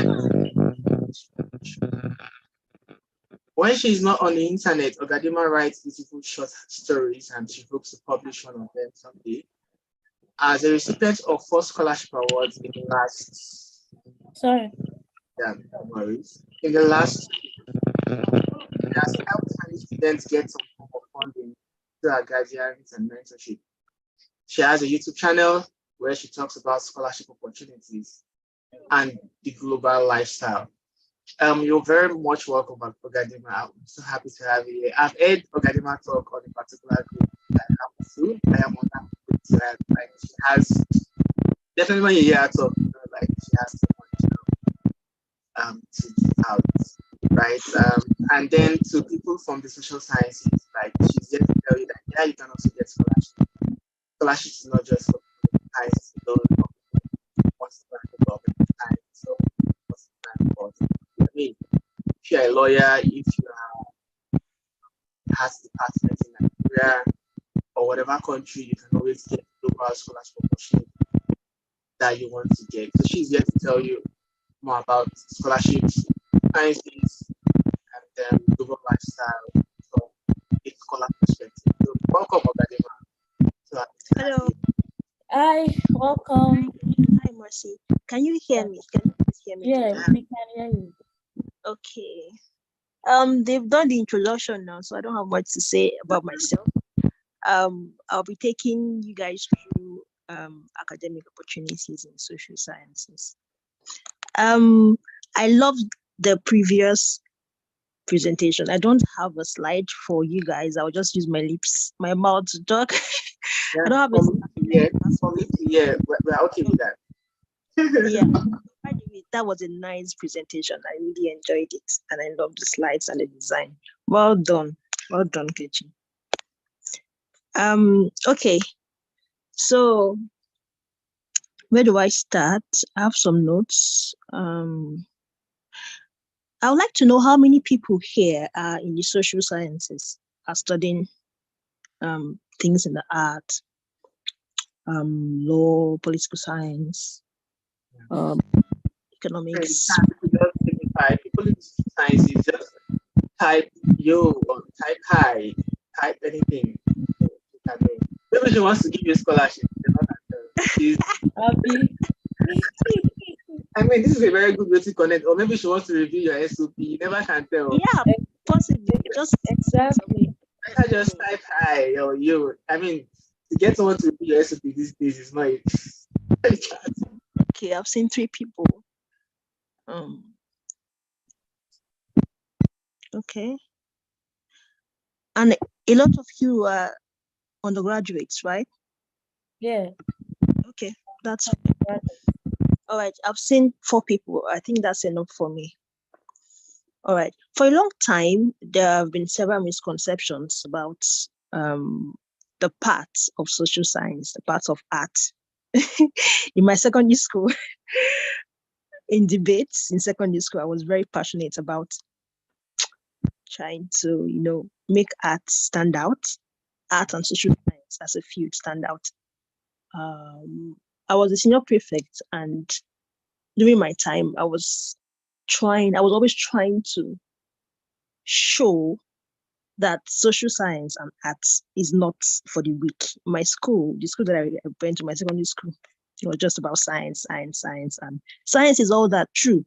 Let's give science praise. It's all that. The world is scientific. The way the world is going is science. True, but that doesn't mean that if you're doing arts or anything in the social science, then you're second place or second class. And when it comes to scholarship opportunities, you don't always find scholarships in the social sciences, and you don't get so much funding. True, but then there are still scholarships available if you've tailored your work, if you have your interest tailored to a particular thing. Let me explain. So a lot of people that are in the social sciences do not know what they want to do when they graduate. Apart from lawyers, they don't know what they want to do when they graduate. Let me ask someone a question. Mercy, you, for example, what do you want to be when you finish your PhD? When you're done with your PhD, what do you want to be? What exactly do you want to Yeah. Professor. Well, after my PhD, I plan to go for a postdoc and continue research. Okay. And, okay. Yeah. Okay. Goshen, what about you? What do you want to be when you finish? So when I finish my MSc, I'm going Do your after your PhD? after my PhD, I would go for a postdoc too, but I'm doing something a bit different from Messi. I want a blend in the industry and in the academia. So my own is going to be a hybrid kind of thing. I want to get that industrial experience, maybe in my PhD, and then or postdoc at you, and then also get like that academic experience. It's an hybrid thing. So I want like maybe like industries like Gamble, research science, okay. and also So you know where you want to work, right? And Messi, you know where you want to work. You know the kind of places you want to work. You know what you really want to do. Yeah, definitely. So a lot of times in the university, people are studying political science, international relations. Apart from banking and finance, you have to work in a bank, or law, where you have to be a lawyer. Those other social sciences, people don't know what they want to do, apart from doing their masters and then doing their PhD, and then what next? So I like to tell people to streamline their interest. If you're doing an undergraduate study, you finish your undergraduate study and you do not have a master's, you want to work a few years before getting a master's. Streamline your search for a job. I know it's very difficult in Nigeria, where you can't have so many jobs coming your way, but first of all, you need to have a motivation of what you want to do. If you want to have a master's to probably graduate and be a researcher, a political science researcher, for example, when you graduate from your BSc, you need to start doing something that has to do with political science, so that when you apply for your master's, you say, number one, I have my BSc in political science. Number two, I had 2 to 3 job experiences in something related to political science. Many people in the sciences, this is what they do, and they end up having their BSc, doing small jobs here and there as researchers, probably in the lab, and then applying for their masters. And it's easier to get because they've had experiences, even if it's a volunteering experience, is something. So the first thing I want to say, in order to get scholarships, very competitive scholarships, because social science scholarships are competitive, because it is not it is not something people want to give their money away like that in terms of funding. So you have to put more effort to convince people to invest in you. It's a scholarship that you're applying for. So streamline your focus. Get a job. If you don't find a job in your field, have an experience, a volunteering experience. Streamline your focus. Don't go and be doing another thing. You finished with political science. You start selling akara or doing something crazy outside of political science.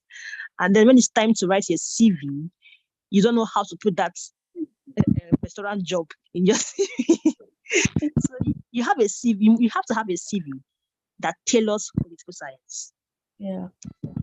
So that it's easy to get a scholarship. Okay. I started this question with what you want to be in future, because if you don't know what you want to do, you cannot write an application coherently and clearly, because you are trying to write something for the future. An application is something you write for the future. You're telling them you want to be a master's candidate or a PhD candidate, and then right now, currently, you are not, doing stuff that aligns with being a master's candidate. So how can they choose you? So you have to know what you're doing in the future, so that you can plan what you're doing now to get the scholarship. So you have your motivation first, and you have your experiences, or anything that you're doing that connects with what you want to pursue in your master's or PhD study, as the case may be. Then the third thing is start building connections. Okay. Start building connections in your field. Not just LinkedIn. LinkedIn is more of an online thing. And sometimes the way it's going, the way LinkedIn is going, the way social media is going, generally, it's more like phone, digital communication. And I'm not so much of a fan of that. I like to, although it's important to do that if you don't have any other options. But if you have options, see them face to face. I've been a DCAMP member for a long time. DCAMP is a scholarship body. And for many years, it's been on the phone. And one day in the UK, I saw Dr. Casey for the first time. I saw Chibuzo and some other people for the first time. And that one day, just one day, it wasn't even one day completely. It was just 3 hours, less than 3 hours. I sat with 5 to 6 people. And what I got from them in 3 hours, I will tell you the truth, I did not get it in 2 years. And of being in that group chat, I did not get it in 2 years. So that's for me. I'm more of a physical person than when it comes to connection. I like it when it's physical. If it's good, if you like it when it's online, if it's good for you, then go ahead. But for me, I like it when it's physical.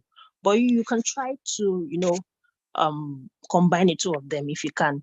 And people like to keep faces to or connect faces to people. For example, if I see someone face to face for the first time, I will never forget them than, chatting with them all the time on the phone and all that. So have connections, have mentors, have mentees, that kind of thing. And as most of you are undergraduates, start now to connect with your professors or lecturers, as the case may be, seniors. Start now to be their friends, because later on you will need them, not just for reference letters, but other kinds of collaboration that you can do with them one way or the other.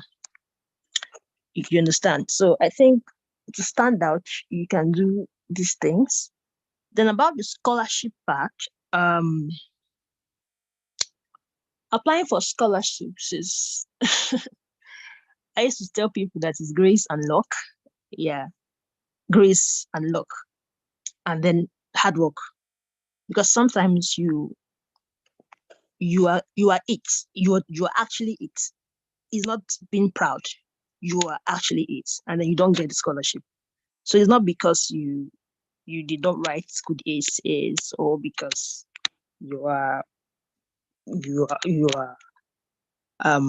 inexperienced or something, but it's not just for you. So it's not all scholarships that are for everyone. So if you come here and you say, I applied for Chevening Commonwealth last year, I didn't get in, what can I do? There are essays that are not good enough. Yeah, true.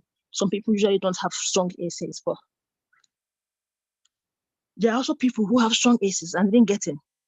So you need to know if your problem is that you didn't write strong essays, or if your problem is that it's not just for you. It's not for you, it's not for you. So about the scholarship part, I'd like to talk about FATE and FATE.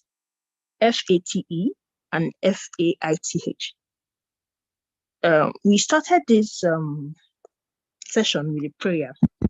So I'm certain most of us here are either Muslims or Christians, or believe in a God, or believe in a kind of faith, one way or the other. So faith, the other faith, FATE, I would like to say that you apply for something, not just scholarship application, you do anything at all in life. You want to get married, any kind of achievement in quotes. You want to get a house, you want to get a car. I just feel like it's not black and white per se. It's not that you have great essays, you have great experience, and then therefore you must get it in your first trial.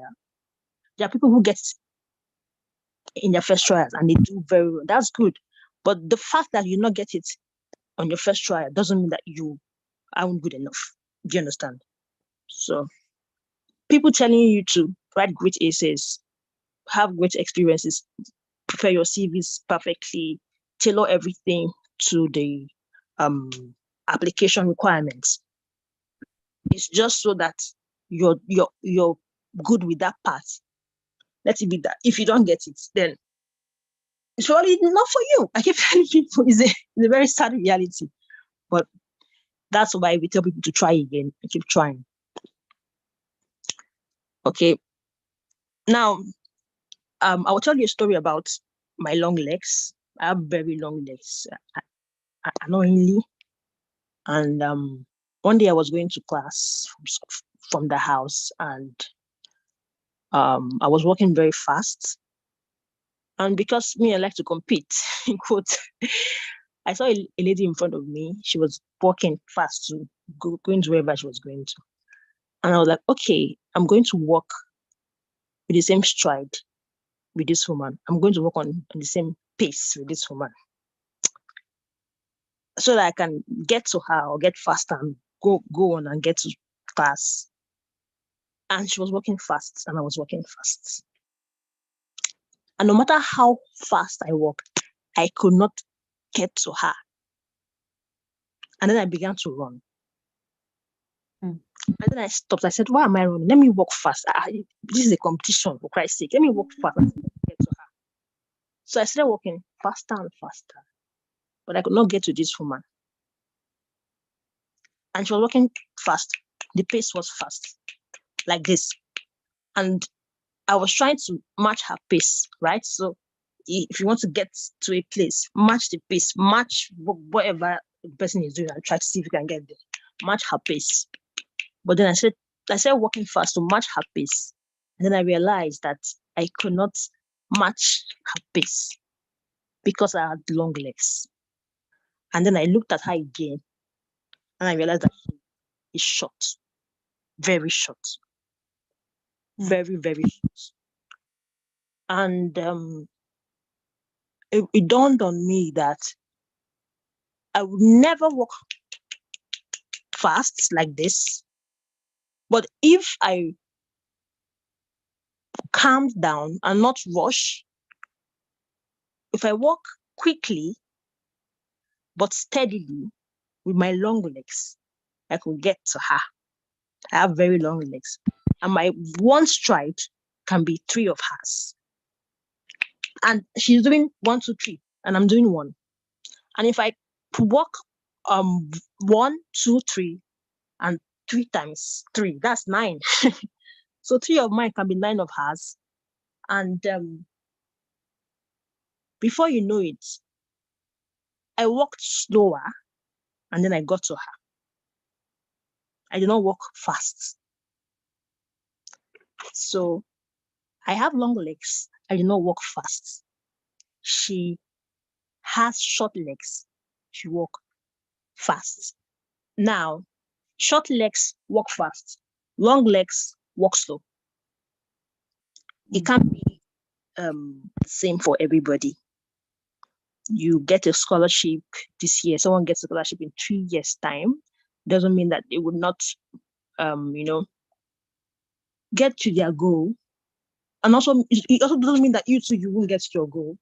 Everybody's life is just different. I'm saying this to you because I'm saying this to all of you because you start applying and then you start getting rejections. And then you start seeing people, oh, this person got his, this person got hers. And what did I not write? You could even read essays that, this person's essay, come on now. I do pass this person on now, come on. But that's not the case. You have long legs or you have short legs. Okay, so it's as simple as that. So that's first thing I want to say about the scholarship, pre-scholarship application. Now the scholarship application phase. When you're writing your essays, when you want to start your applications, you write your essays before application starts, not before application deadline. So if an application starts September 2023, you should have started writing your essay by September 2022. This is not to tell you that start now. This is the normal thing. People who have gotten scholarships, they will tell you that this is what they did. You start as early as possible, at least 6 months before time. And not just start early and leave it and say, I have started out rest. You start early, you plan, you prepare, you read. The person who reads is the person who writes. Good readers are writers. Good writers have read. It's as simple as that. So if you want to write essays, you read essays. That's how it's done. If you want to write, like the first speaker said, if you want to write papers, you read papers. If you want to learn how to drive, you watch videos where people are driving. You observe someone who is driving. You listen to your teacher who is driving. If you want to learn how to fish, you watch your dad who is fishing, or you watch YouTube videos where people are fishing. Simple. So if you want to learn how to write essays, you read people's essays, read normal writing, learn how to articulate your ideas properly, rewrite, not just write once and leave it. Write again every time. And while you're writing, you look at what you've done or what is missing. In design, someone said in design that the best parts of design, when you've written your huge sigh of relief and you say, I'm done with this design, it's when there's nothing left to remove, not when there's nothing left to add. And in writing, it may look like the same thing because you're adding things and you're adding things and you're adding things in writing your essays for scholarships anyway. You're adding things and everything is just a huge mess at one time. And then you start reducing, you start articulating each line, tailoring each line to the course in question, the program in question, the requirements that the school is looking for, tailoring yourself, your experiences as a whole to what they are looking for, and explaining how these things that you've done before will, help the course, help the program that you're going for, will build you up for what you're doing in the future. For example, you want to do a master's in international relations, for example, and you worked with the United Nations, you volunteered with the United Nations, volunteered with ECOWAS, you worked with INEC at one point in time, or you worked as a research assistant for your lecturer one time or the other. These are experiences that you can use to explain how you built yourself and how you are able to be confident that this program that you want to do, this master's in international relations, for example, you're going to succeed in it because they want to know that you're good enough to succeed in their program. So those experiences I told you about that you have built so far over a period of time, or the trainings that you've had, you build them in your essay and you use it to prove. Your essay is like a proof. They're asking you to come for a master's and you want to get a scholarship. And they're asking you to prove that you are good, you're number one in this, and why they should pick you and not the other person. So prove yourself. So your essay is the proof. You can also give people in your field to help you read and proofread. Use tools like Grammarly, Keyboard to write better grammar, write better essays. It's not like you're not good enough. Me, I can write too, but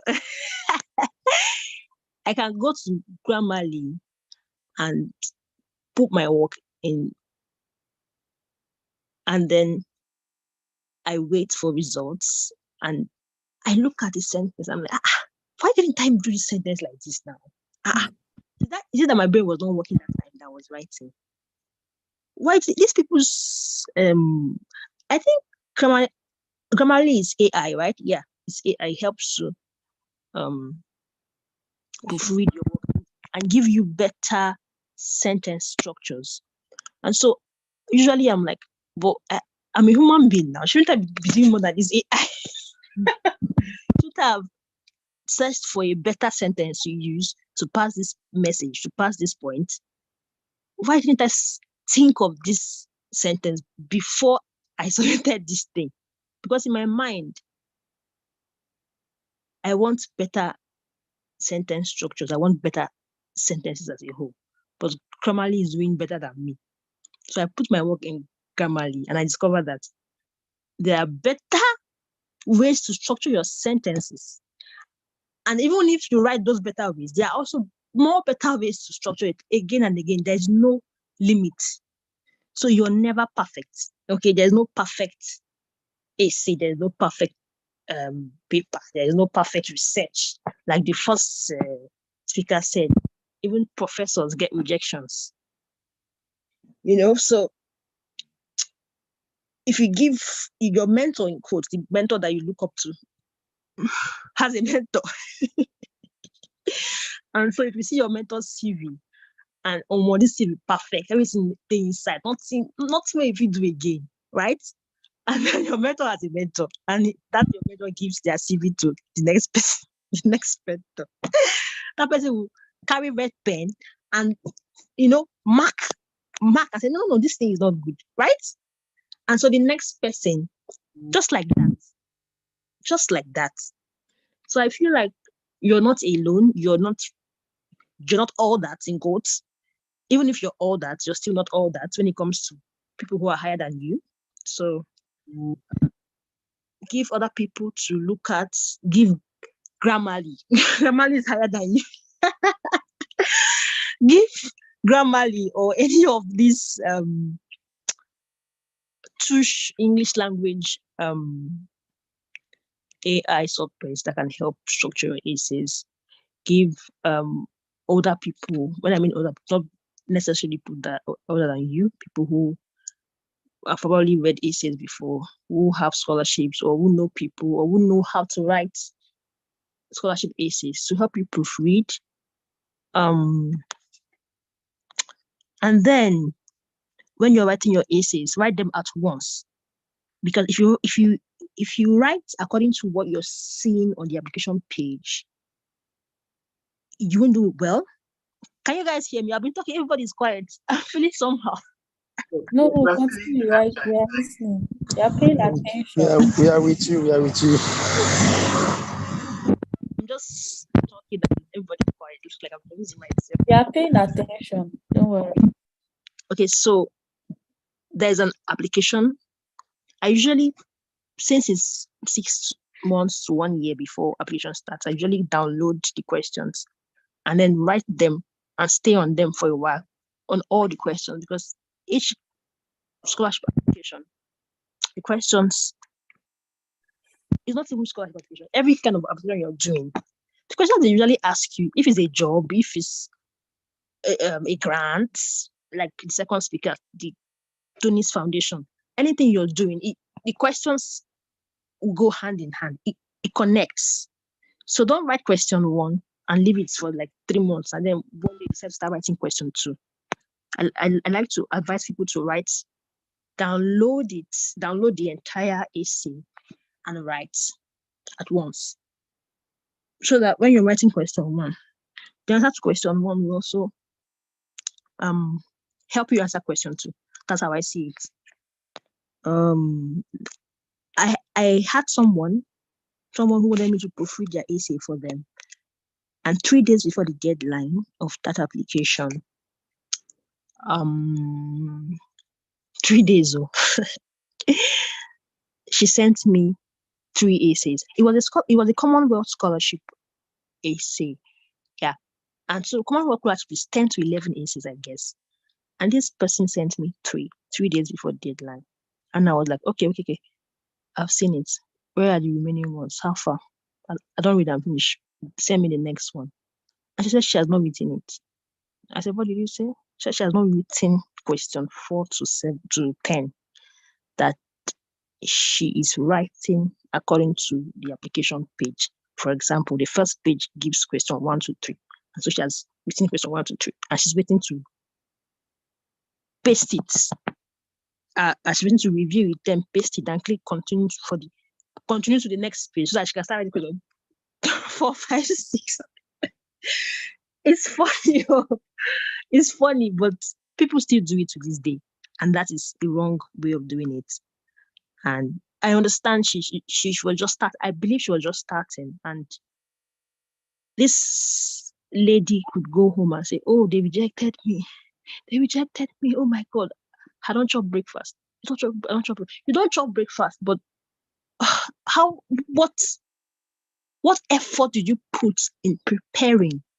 Somebody said if you're going to cut a tree and they gave you 1 hour to cut that tree, you spend 50 minutes sharpening the knife, sharpening the axe to cut the tree, and you spent 10 minutes actually cutting the tree. So what did you do to prepare for that essay? When she told me, I just be. I was just, what do you want me to do? where did we start from? So I tried to explain to her. When I was explaining to her, she was like, I beg, I don't tire. And I was like, yo. So, and the next year, she now came to me and said, I'm ready now. I'm ready now with all my heart. Let's start. And I realized that she was just starting then. She was not really. So, the difference between someone that is getting scholarships, big bang, bang, bang, it's because they actually take time. Is it a law of nature or something? But let me just tell you now with all of my heart today that if you stay in something, you stay in it. If you want to be a pastor, every night you're praying, you carry your Bible for head, they pray. They study God's word every time. One day, you're going to be good at pastoring. It's very yes. One day you're going to start healing the sick.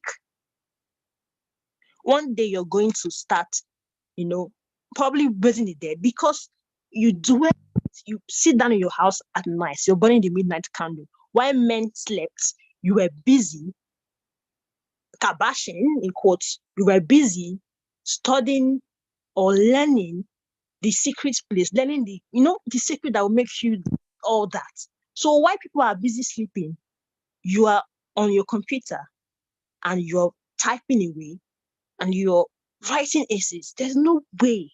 It could be delayed. It could be that the scholarship that you applied for that year is not free. But trust me, why you are doing all of that, one day you're going to get it. That's just the secret. I keep telling people, you stay in it. You don't apply 2 days before the deadline or 1 month. 1 month is even small. You stay in it.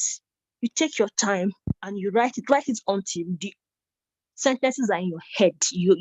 You've cramped, because you've written so much, because you've read so much of it, you can come out and tell someone what you wrote or what you did because it's in your head. Do you understand? That's what I think. That's how to really write an essay. When I graduated from school, people were, NYC, now you start thinking, I want to start a business, I want to work. What will I do? You start having depression. But what I was busy doing, I was learning how to write CVs. I became a CV expert. Up to now, people need me to write CVs for them because while people were being depressed or starting business, doing sewing, doing makeup, I'm not saying that sewing and makeup is not doing entrepreneurship business, like doing your own thing is not. But I wanted to be in the academy. I wanted to do research. And a lot of people want to do research too, but they scattered their plans. They were doing this, doing that. They would stay in one thing, streamline it, dwell on it, and you get it. They did not know that those people who were busy doing businesses were real business people, and they will make it by being in that business, being in that startup they are doing, and focusing on it. But you are doing left, doing right, doing different things at the same time. You get? So don't look at people and this person is wrong. Let me put head here. Let me put head there. Before you know, time has gone. So I was busy learning how to do CVs because I wanted to get a job in my field, and I wanted to get a good job by the day I was leaving NYSC, and I got a job by the day I was leaving NYSC. And as I was working, if I see an employee that was treating me anyhow, I leave and get another job. And I never stayed at home 1 week looking for a job, because I have learned how to tailor myself to a required field, a required job, a required anything, quote. And I get a job here. My stars were like, is it because of your grade? I said, no, it's not because of my grade. If I had come out with a 2-1, I would still get jobs, because I have discovered what and how employers want your paper to be, how they want your application to be. And I've been doing that every single time. And that's how I got all of my admissions, all of my jobs, and all of that. Because I know how it is, because I've studied it, because I've learned it. So I took time learning how to do CVs, how to do cover letters, how to write. Before you know it, I got an international job. My first job from Nigeria as an NYC student was an international. The owner of the company was in the UK, and I was working, and they were paying me good money. And the next one too, the person was also funny enough. The next one, the owner of the company too, was also in the US, out of the country. So at the end of the day, what do you want? That's the question. What do you want? And how do you want to get it? And if you can identify what you want, how you want to get it, then start doing the job. The master's or the PhD that you're going for, is it an end or is it a means? That's another question. Is it an end in that when you say we want a master's or a PhD, as the case may be, is it the last bus stop? You want to just japa? You want to japa? Is it a visa for you to just leave the country and then that's the end? If that's your goal, it will mess you up. It will mess you up in graduate school, because graduate school is not base, actually. These people here, they can tell you graduate school is not base, especially outside the country. It will mess you up, and you have to know why you're leaving the country, because you'll be lonely. You're living a lonely life. It's lonely here in the UK. It's lonely. You live a lonely life, depression here and there, right and center. So if you don't know why you want that master's or PhD, just know what just be serious. Know your motivation. That's what I want to do. I want to have a master's because I want to be in academia, because I want to be a researcher, because I need a master's, as it would enable me to get a better job in this field. That's a good idea. That's a good reason. But if you're having a master because you want to japa, people actually have masters because they want to japa. True, but at the end, what is your goal? Okay, so have that goal, have it in mind, and know what you're doing. What else do I want to say? Let me look at my notes. Sorry. Okay. So, how many minutes do I have? I think I've talked too much. Touched all the points that Exactly. That's very sciences. Yeah, but I think so. Sorry.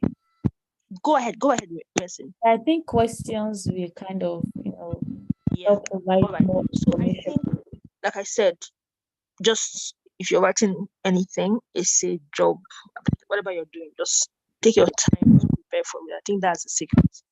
And there are opportunities in the social sciences, lots of opportunities. You just have to tailor yourself. because lots of opportunities are tailored to a particular thing. And if you're not that thing, there are other people that have it. So you need to tailor yourself to that one thing. So you can easily get such opportunities. Okay.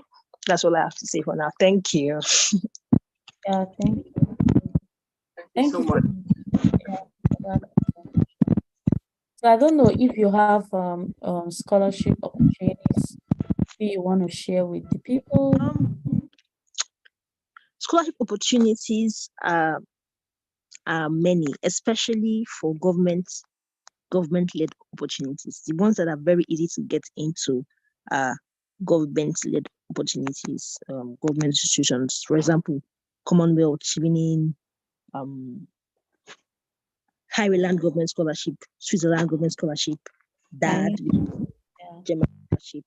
So it's easier to get into those ones because a body will review your work, and then a school will review your work, and then they are kind of looking for students from Africa. They're trying to look for students they want to help, in quotes, that kind of thing. So you have to tailor your program or what you want to what these people are looking for. For example, Commonwealth has development goals, right? And so there are 6 of them, I suppose. You have to find something in your field that connects with one of those goals and apply. Chevening is for leadership. So before you even apply for, I don't tell starters, people right from university, BSc, to go and apply for Chevening, because the chances are very low for you as a starter. So you should have a little kind of experience. Even Chevening will tell you 2 years experience minimum. They will even tell you you can't even do anything without your 2 years. So leave Chevening unless you have gotten the 2 years experience. So Chevening is there. Commonwealth. Look for government-led scholarships. They're easily to find. They're easy to find and easily to get into. Yeah. Then another kind of scholarships that a lot of people don't really look at is university scholarships. Now, the University of Exeter, my school, usually gives global excellence scholarships to lots of students. I know I've helped students come into Exeter from Nigeria because of that scholarship, and they're going to go back. They're not going to go back home. They're going to have that 2 years work study to stay back in the UK, because that scholarship it has nothing tied to it. Some of those scholarships we even pay flight tickets, so it's just like Commonwealth. So that flight ticket that you're looking at, I'll pay flight tickets. They will still pay for you. So they are very rare to find because schools have limited slots, but you can still find them. There are scholarships like that, and it depends on where you want to go to. If you want to go to the US don't have much scholarships in the master's level, but they have so many at the PhD level. So PhD level. So US for master's level, you can get it, right? But you need money. You need your funding. You can get a master's admission, but you need money to pay your school fees, right? But for the scholarships, this is difficult to get. You hardly see, US don't usually give many scholarships in the master's level. They give, but they're not much. So most US universities, PhD, good for you. Then UK will now give you master's scholarship. So if you want to do your master's, it's easier to come to the UK to do your master's. UK, Germany, most European countries, then US PhD. Because PhD in the UK, in our field, is difficult, except you get Chevening PhD, Commonwealth PhD. But those university-led scholarships, you have to compete for it. So that's it. You have to check universities that are competitive. So a lot of people want to get to Cambridge, for example, and do you have a first class? And it's your first class first. Because there are people that they have a 5.0 over 5.0, right? So and they're applying for Oxford and they have papers. how many papers have you published? So I don't like advising to go to the high schools. It's not bad to dream big, but while you're dreaming big, be realistic in your dream, in your dreaming. Okay. If you are good, beautiful, apply for Cambridge. If you have all it takes, good. I'm in support of it 100%. I even applied for an Ivy League in the US. Yes, I applied because I think that I'm good. So if you're good, go. But if you're not that good, try other universities, please, so that you don't miss your 1 year. Your time is important. The other universities that are in the middle, they're not so top. So try those ones too. University of Bristol gives scholarships too. All of these schools in the UK, they give scholarships. Also try Switzerland and Australia. Although if you're going into PhD, I heard that Australia schools, what I heard, you have to have published papers. I'm not sure of that. I've never tried Australia before. I need to know the location of this place you're going to. You don't apply and then you see yourself in one country like that. Australia is too far. Do you want to go to a far place? So just do your research. If you have essays that you want to review from January, I should be free. Right now, I'm not free, but if you're ready to review your essays from January, I can help you review them, and I can also send you some tailored scholarships in our field. There are different interests in social science, so I can send you some tailored scholarships. I don't know which one you're doing, so I can't be giving you a list. I can't be telling you now, but there are several of them.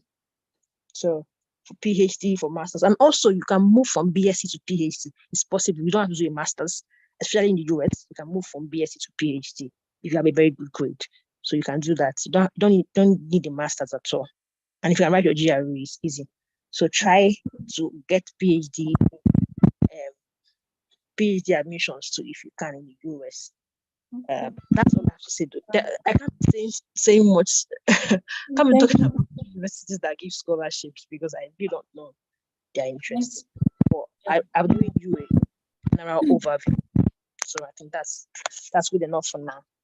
Yeah, thank you so much. For that informative. Yeah, we really appreciate that. Thank you. So please, if you have questions, can you please drop in the chat? I think we have time to discuss after our speakers have spoken. So I would like to call on Denubon. Here is here, and he would like to talk to us quickly. Yeah, I know everyone is busy, but thank you so much to all the speakers for their time. Ogadima, thank you so much. And if you will still be there, yeah, I will appreciate, because we can all ask our questions after Denubon, and we can talk. Yeah, we also like to share some things with us. So please, if you're still here, let's just hold on. And yeah, I'd like to call on Dinobon. Goshen, do you want to read that? Yeah. So yeah, the next speaker would be Dinobon. Yeah. And Dinobon is a great influence on LinkedIn. I've watched him from afar. I'm a fan. So I'm honored to read his biography this evening from the UK.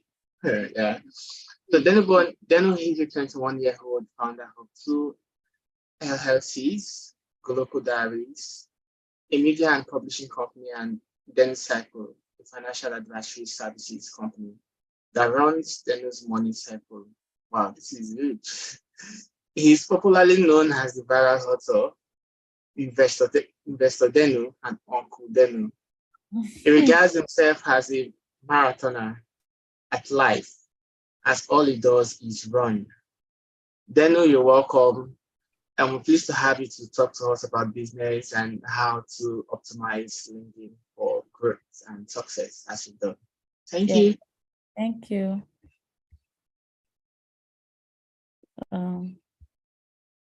Is Daniel on the call? I think I saw you join. Yeah, I joined.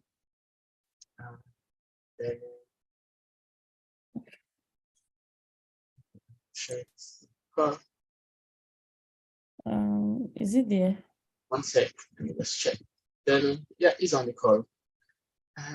Then can you hear us? I think you are muted, and just in case you're talking, we can't hear you.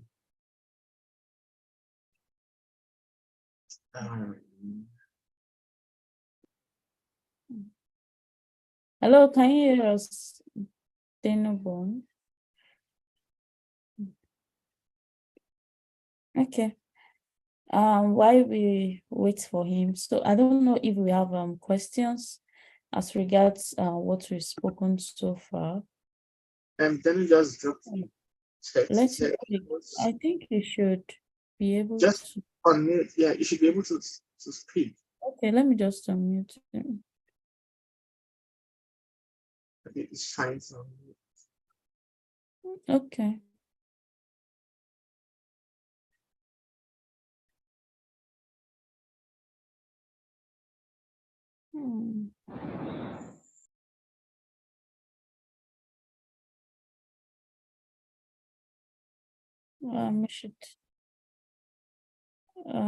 Can you speak right now?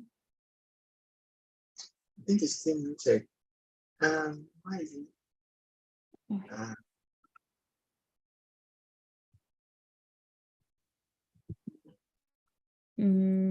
Then can you try unmuting your mic again? Yeah, we can. And we have told him to unmute, but he should just accept. Yeah. Or can you try logging out and logging in again? Exactly. Maybe it is his network. And just log out and log in again. Let's see what happens. Quickly network.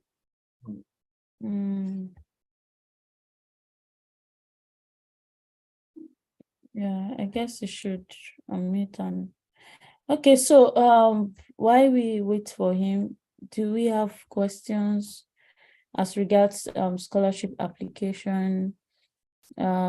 Academia has talked about a lot of things, volunteer. Somebody asked me a question, I think 2 days ago, and she was like, was I, applying for job, upon the completion of my NYC? And I was like, no. Yeah, I didn't apply to any job. I said no, I was not looking for any job because I knew what I wanted, right? And I needed to pursue it. So I needed to get The funny thing is, they would ask you, like, what are you doing? What? I know, right? A lot of pressure. What are you still doing here?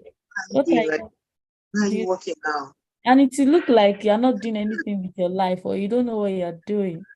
But not so many people will understand your vision, I think I read something about when God is calling you, it's not a conference call. Like I can't really remember, but it's something like that. So it's not, it's a personal race. Individual affair, yeah. Exactly. Yeah. So run your race, do your thing. Yeah, it doesn't matter. You just, as long as you have a passion, you have something that is, driving you, you have a goal, you just kind of pursue it, stay focused. That's what I would say. I think Dino has joined back. Dino, you're still muted. Okay. Can you talk now? Yeah, he can talk right now. Can you hear me now? Yeah. Thank you so much. You have the floor. Can you hear me now? Yeah, sure.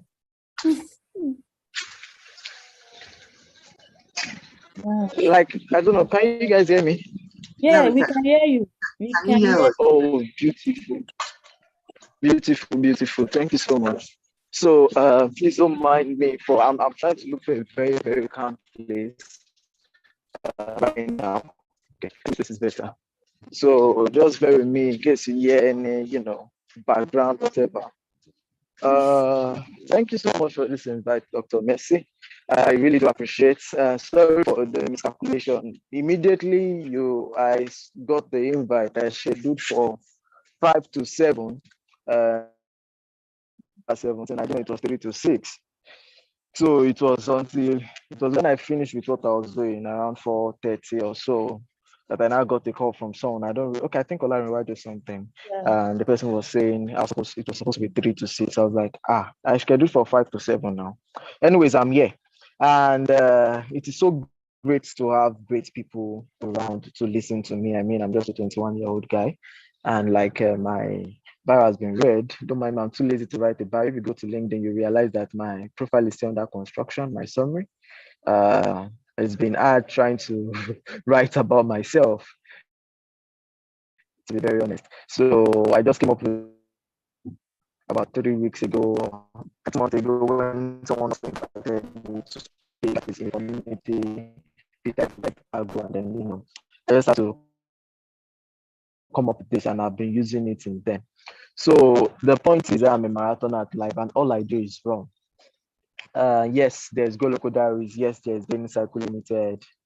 But tonight I've been asked to. Don't mind me. I'll be really really really wrapped, and I'm trying to go straight to the point because I need to join some people again in the next few minutes. So I've been asked to come and talk about business and then LinkedIn optimization. Number one, am I in the best position to teach you about business? Well, maybe not because I'm 21-year-old, but yes, again, yes, I may be in the right position to tell you about business because at least being a 21-year-old, I've been running Goloko Diaries. Goloko Diaries will be officially 1 year by January, and actually it's something I've been working on for over 3 years. So there are a lot of lessons I've been able to, accumulate so far. Also, Dino Cycle will be a year next year. Next year, if I'm not mistaken, next year, August. But it's something I've been running for over, it's something that has developed as a thought and then amalgamated metamorphosed into what it is. And it's also something that is a project in progress of over 3 years because it started with something. So definitely. And I've made money, I've made profits, I've made losses, I've learned lessons, I've been broke. Yes, you can still send me money because December is really dirty. And I've learned a lot. Currently, I'm in my I was also a recent graduate. I'm a recent graduate architecture from architecture. So I have a lot of very, very conflicting, ground. I'm into media and publishing, into finance. I have a background academically in architecture. I'm in business, two different companies with a different background. And obviously, the point is, all these things will not be running if there are no definite, lessons I've been able to accumulate so far. And the more reason you should listen to me is not because I've made it, I've not made it in life. I've not actually made it. I've not even made 0.1% of what it is called making it. All right. A journey. And I've been able to walk past some situations, I've been able to walk past some things, and I've been able to gather lessons that are really relevant to your growth, to your progress in life, to my growth, to my progress in life. And I'm still on the journey. And that is the more reason you should listen to me because I'm not just talking from the point of success and in such a way that I cannot relate to your own personal struggles. I'm actually talking from the point of being on a journey, but maybe ahead a little bit to success while helping you to relate, while relating to you in your own particular level, the struggles you're facing. Maybe you're trying to get, maybe you're trying to write out your business plan. Maybe you're trying to, get a hang of what your business is. Maybe you're trying to motivate your team. Maybe you don't understand what storytelling is. I don't understand that you, as the founder of whatever business in, are the first storyteller and the first sales marketer of your company and the only person that can sell your business better than anyone else. Maybe you don't understand those things. So those are the things I'll be really showing to you in this short presentation. So with all that said, yes, I've been asked to come and talk about business, how to generate profit, blah blah blah, and then LinkedIn optimization. About LinkedIn optimization, is nothing much. This small boy has over 21,000 followers on LinkedIn and is growing every day. So, and then I've been able to reproduce my growth in a lot of other persons, people who have grown from zero to current currently 18,000. People have gone from 0 to 5,000, 0 to 10,000 in my team through Go Local Diaries, and several things like that. So definitely you need me if you are looking to grow on LinkedIn. It's not just it's not just public result. It is public results coupled with effective action steps that will get you the result if you really need to transform your life. So now I'll collapse this because currently I'm in NYC, like I said, and if I switch on my video, you realize that I'm even on my NYC cap.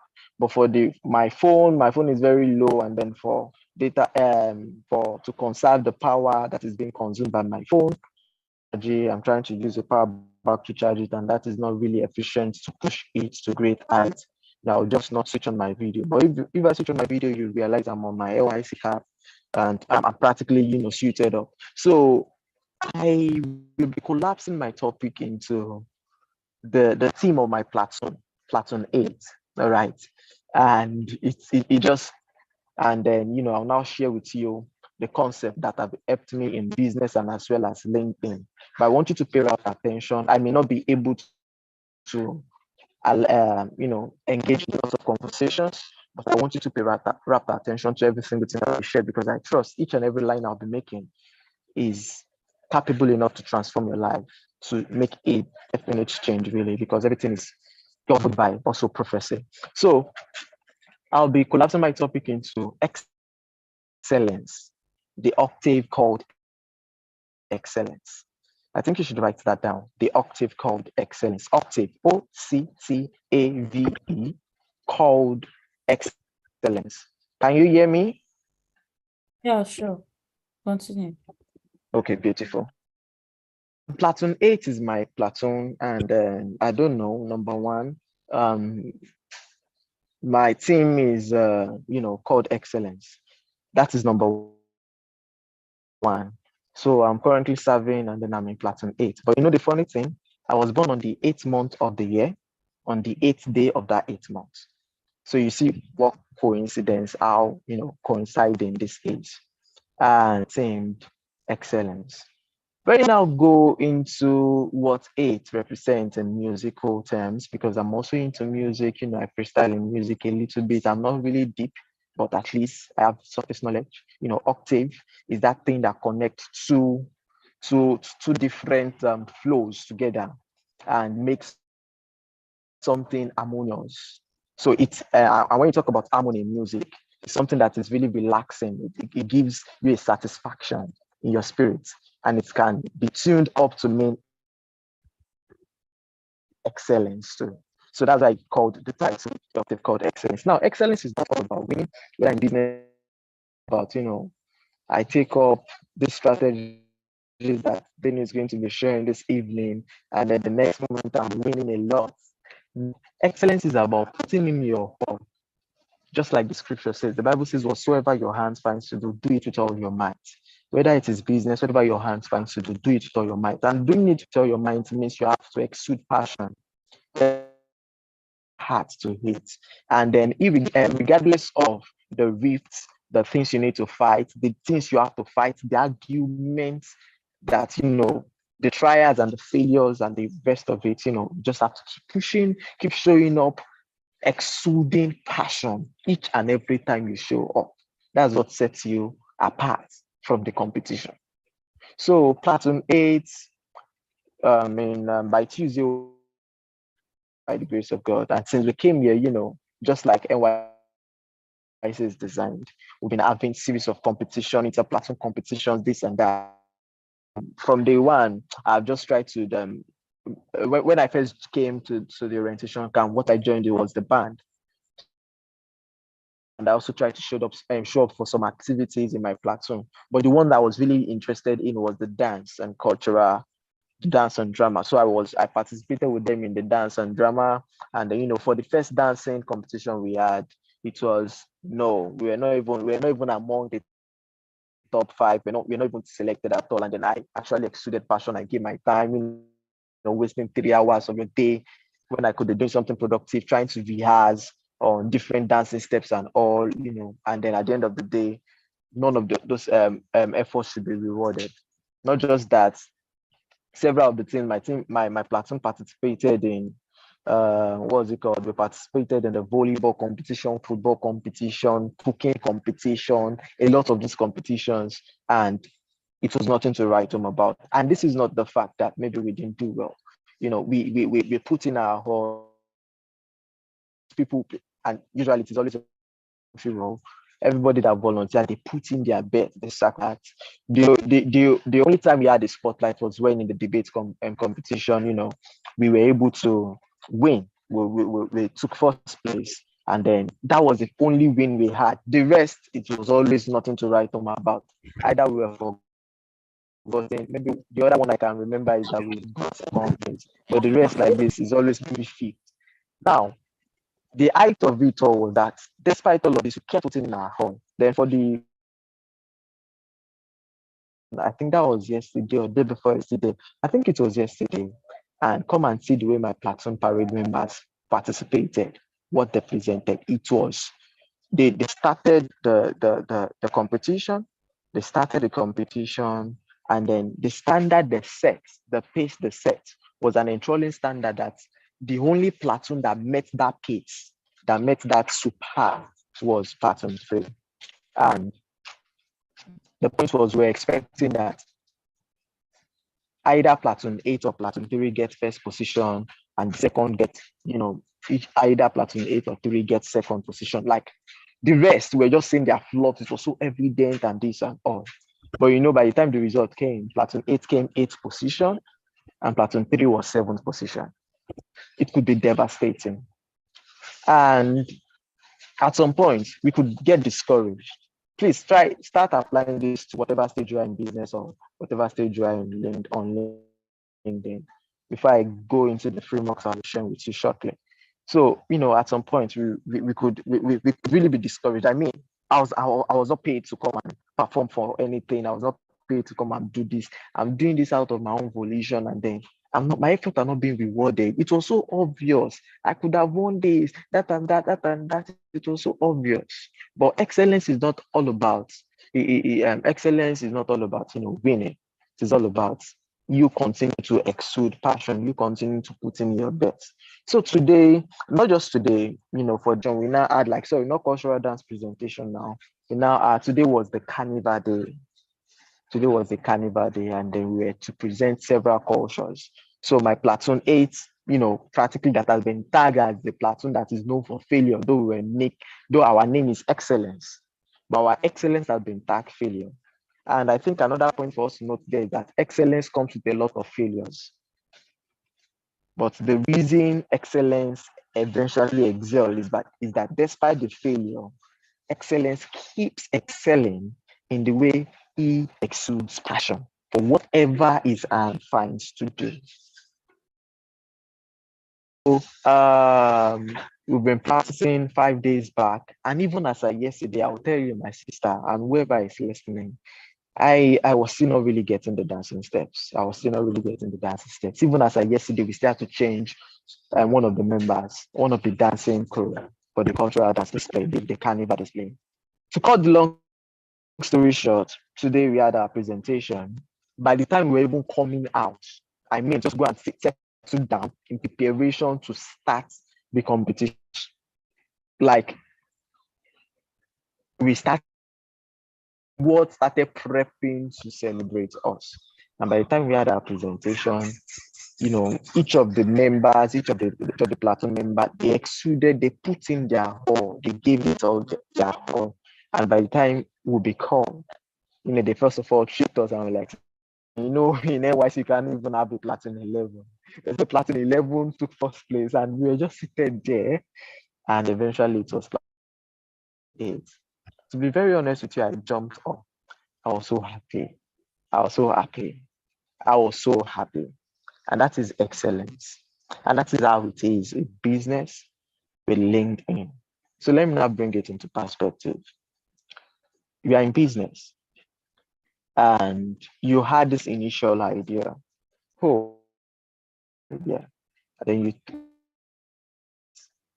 test your results, you test things, and you put in it's a lot of money, 500,000, wasted money.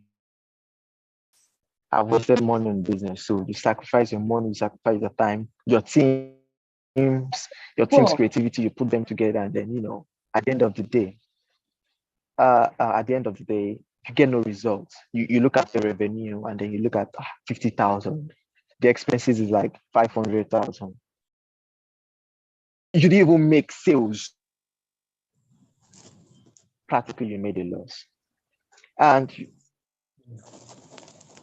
it happens like that. For Goloko Diaries started with.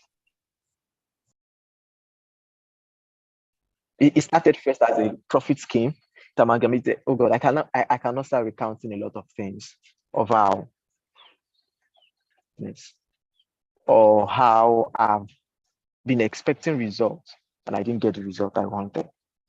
And I think things I could point out, Goloko Diaries had a really public applause recently, and that was in January when we, and also around April or May when we had our second edition events. And there was this hype around Goloko Diaries, and we had like a public, just like a obviously successful, but when we went back into the bank accounts, it didn't yield results. Sometimes it happens like that. The world see that no, this was a practical success. And at the end of the day, you check your books, there's nothing to write home about. It happens. What do you do when you reach those points? You just come out. Excellence is about as a business person, you go back, you set things up, you still show up. Excellence isn't all about winning, it's all about excellent passion.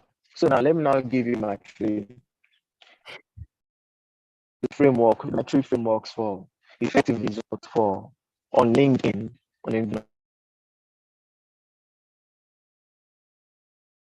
and then also translate into business, because LinkedIn is our definition, is the correct definition of business success. So for LinkedIn and for business, there are 3 C's that helps you to maximize results and generate results for yourself, your company. 1, connect. Number 2, celebrate. Number 3, communicate. Number connecting. Number 2, celebrating. Number 3, communicating. So let me quickly just paraphrase. Number 1, before I go to number 1, please put this in perspective, because of deep stuff are being shared, and it isn't about everything I'll share tonight that will transform your life. It is about one thing, and then if you have not gotten your one, pay more attention here, because it's just one thing you need to transform your life and business, and in just one thing, just one statement. And you want to just open your ears and listen with your yes, my friend, or pen and your jotting paper, active. So, a lot of people come on LinkedIn and they're like, they want to start sending connection here and there. But it doesn't work like that. It's just like not every single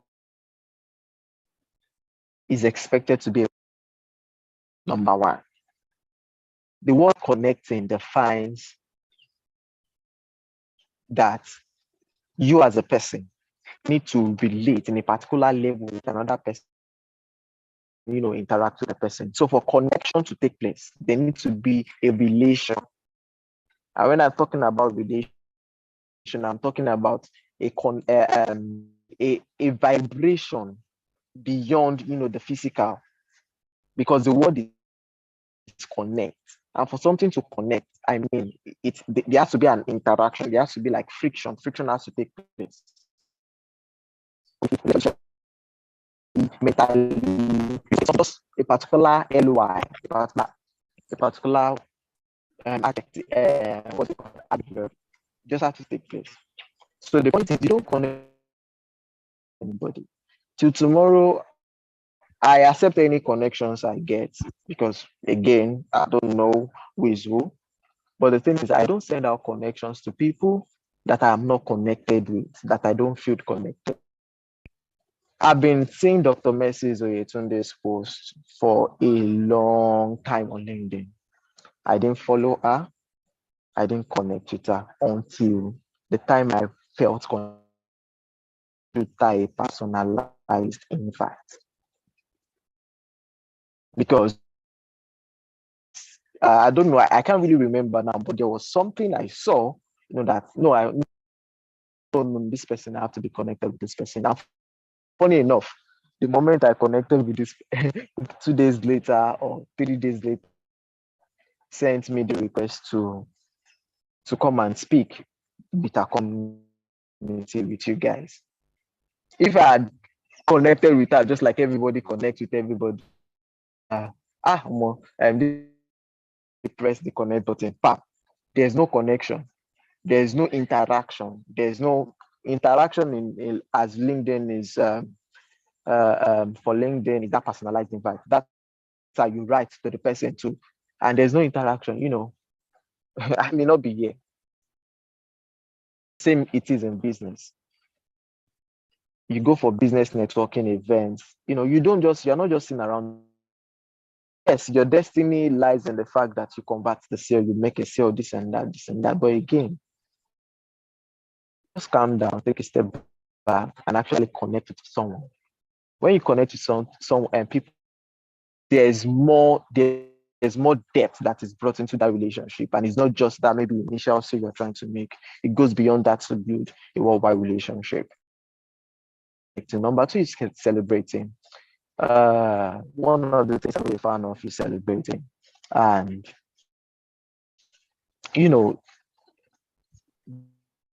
we were taught that we are in competition, and the truth is we're actually in competition. But for us to understand, and well, I think the perfect definition of is the relation between all the top and my phone.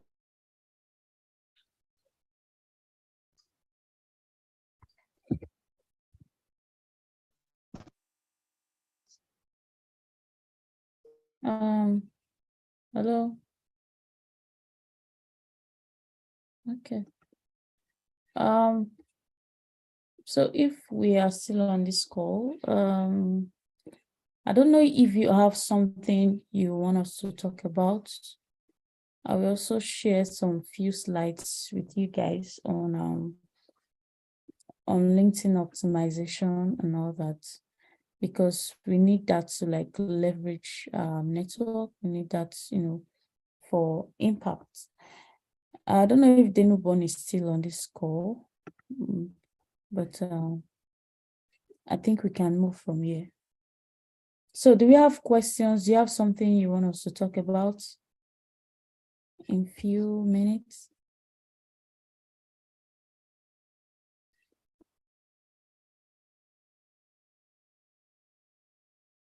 Is anyone on this call? Questions for the newborn. Yeah, I feel like it was really, really deep, man. The newborn story, and transitioning into like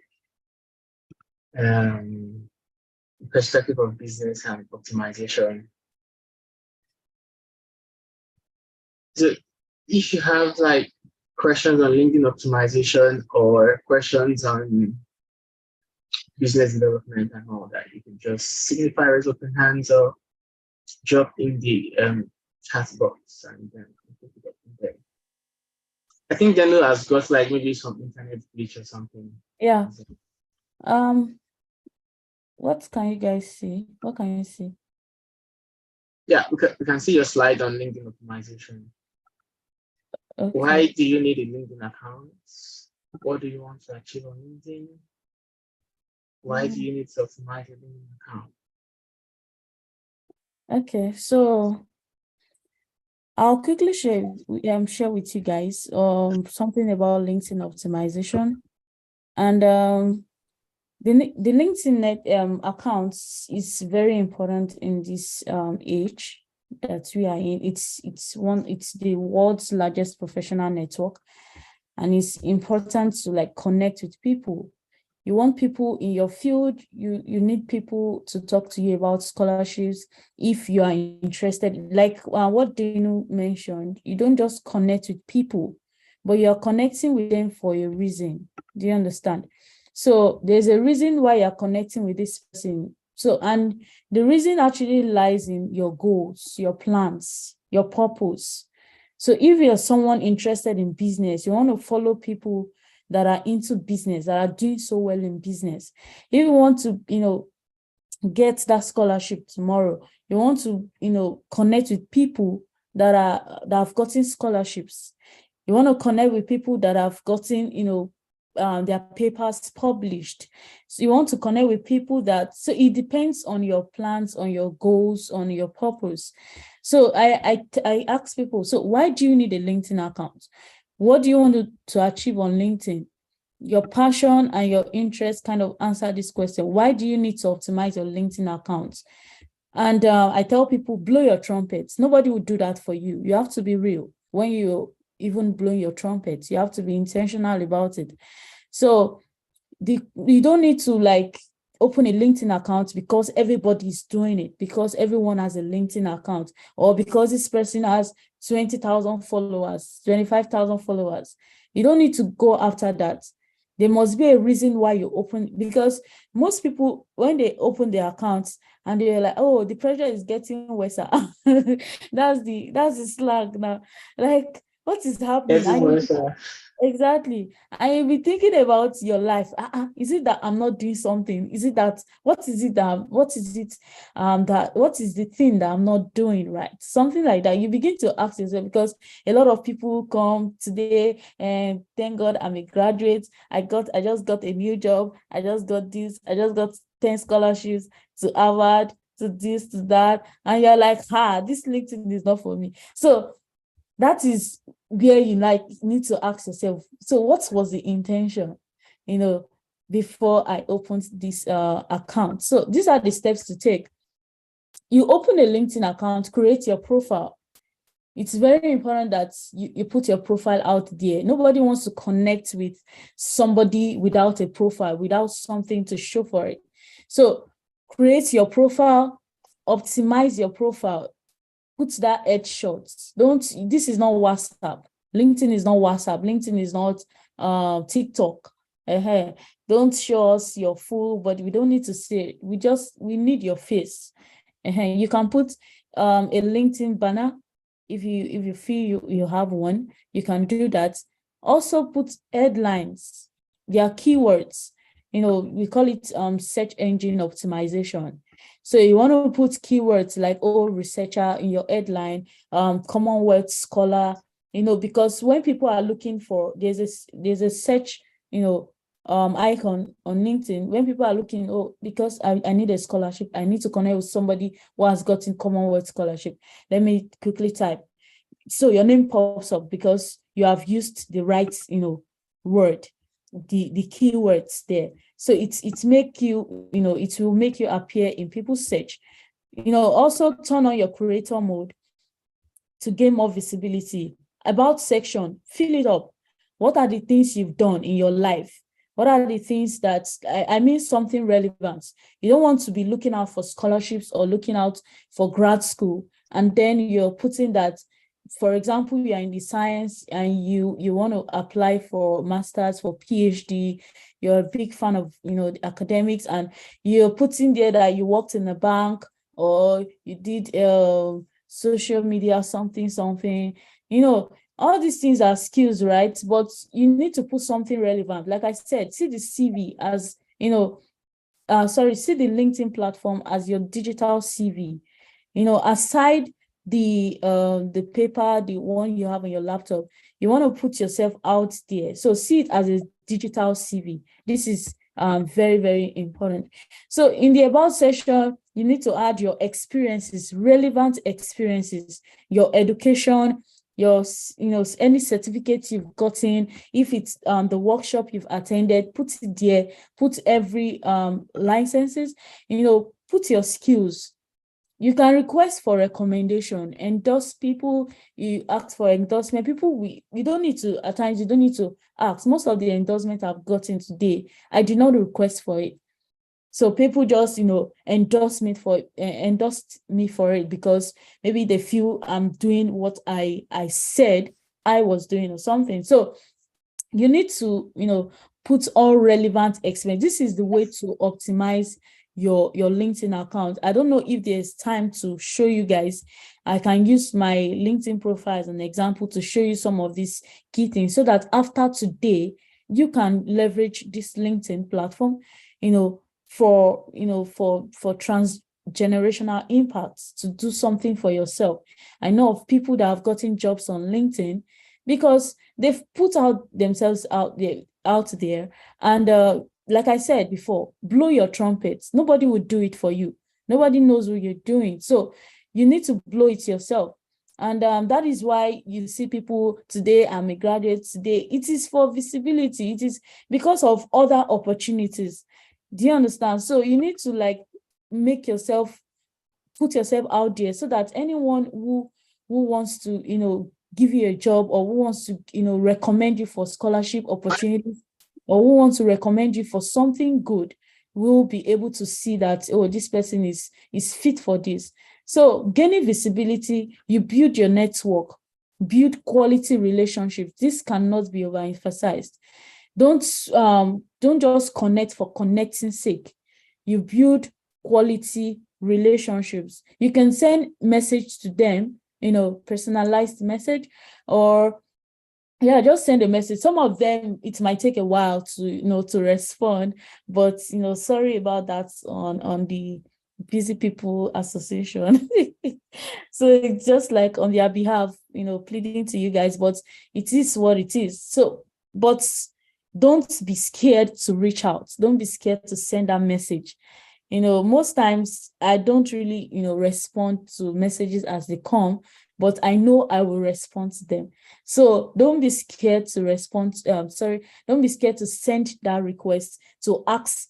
Some of the people that have gotten scholarships today, most of them reached out to me on LinkedIn. Can you help me with this? Can you help me with that? If I was not going to do it, or if I was not chanced, I will tell them this is that. So don't be scared to reach out. Don't be scared to reach out to that to that CEO. Do you understand? So also showcase your milestones. These are what gives you the visibility. Don't hide. Do you understand? Like the Bible says, you cannot, light a candle and put it under the bushel. He said, let your light so shine. So put it out there. You can't be doing a lot of big things and then you just hide somewhere in your room. I know some people will say, oh, village people, the African mentality. Well, I know it's fine, but as you are going out there, you're also backing it up with the spiritual too. So showcase your milestone, post content. If you feel you have something you want to showcase out there, or content you think you want to share with the people, you can do that too. If it's motivational talks, it could be storytelling, it could be, oh, I did this today, this is that. You just find a niche. You understand? Find a niche for yourself. It's not compulsory you actually post. It's not compulsory you post every day in the week. You can make it a day in the week is okay. You can tell us about, oh, I just got a scholarship, this and that, blah, blah. It's just for you to gain recognition, relevance. People want to, see that, oh, this person is a material, this person is resourceful. And that is when people now start following based on your milestones, based on the things you've achieved so far. So also participate in reasonable conversations. We are in the digital age. And it is very sad that people do not really know what they are doing on social media. And, when I read about something some days ago, I think I also posted it on my WhatsApp status. And it was like somebody was, typing in a group chat, or it was online. And the person was talking about how he has been manipulating his ways, and it's kind of fraudulent, about getting into, I can't really remember, but I know it's a fraudulent act in such a way. But the person was talking about it online, and unfortunately for the person, I think the visa consulate, they saw that and they were like, oh, because of this and that, we won't give you this. So you need to be careful about what you post online, the conversations you engage in. You don't want to just engage in conversations.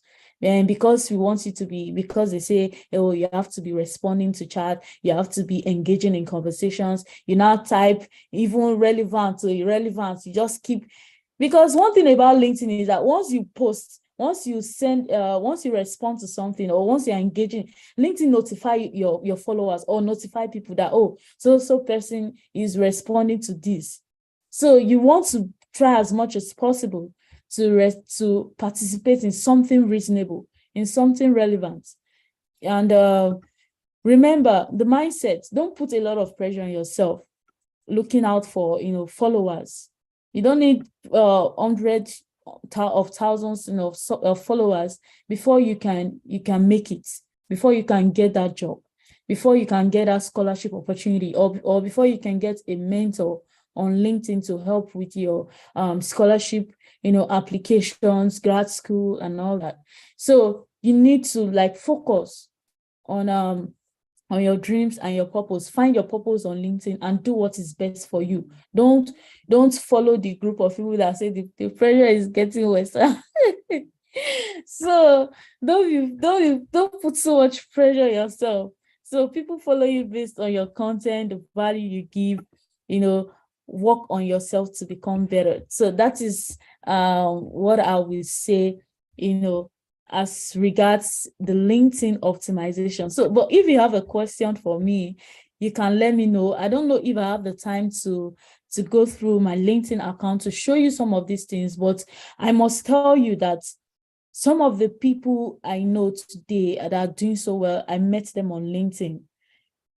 Goshen reached out to me. I don't know if he wants to share a story, but you can you can meet yeah, you can meet great people on LinkedIn. So I don't know, Goshen, do you want to say something? Yeah, so I got to know Mercy on LinkedIn.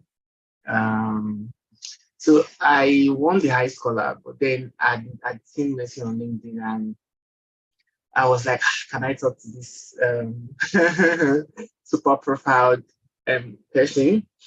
And as I just took the bold step and I, reached out to her, professionally, of course, like Prince said, you don't just want to say hi without saying what you want from the person, or so I sent a hi message is what I wanted from Mercy, and I was specifically about what I needed from her in terms of scholarship application. Then I was applying for the Commonwealth scholarship, and then she was in the UK. So and she was very responsive and supportive in the process. And since that day till now, we've been real good friends and buddies. So just take when Denobona said, you might not connect everybody on LinkedIn. Yeah. So but then when you identify someone that you feel would impact you, definitely you should hit that connect button and then reach out to that person, state your reason professionally, right? And then definitely the person will respond to you, and from there you keep it going. And it doesn't have to be it doesn't have to be a parasitic relationship, right? For instance, Mercy and I have benefited from Mercy, and we benefited from ourselves basically. So it doesn't have to be one side always giving out value, right? You yourself can also give out value to your connections, right? It doesn't have to be you just always asking, but you too, in your own little way, how can you pay it forward? How can you give it back? For instance, I'm here on YouTube. I'm paying it forward to you guys. I'm not earning any salary for doing this. So it's a way of paying it forward to other people, giving value back to people. So basically, that is what LinkedIn is about. Yeah. Connect, share values, and cycle keep going on. Yeah. And Dano also mentioned, celebrate people. Yeah. So don't clap for others till you get to your turn. Exactly. So you keep clapping for other people until it gets to you. So don't feel intimidated. Don't be jealous. celebrate people's win, because someday you will also be celebrated.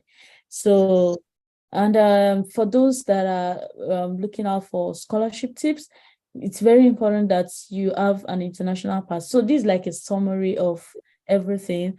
And yeah, because I want everyone to take something home.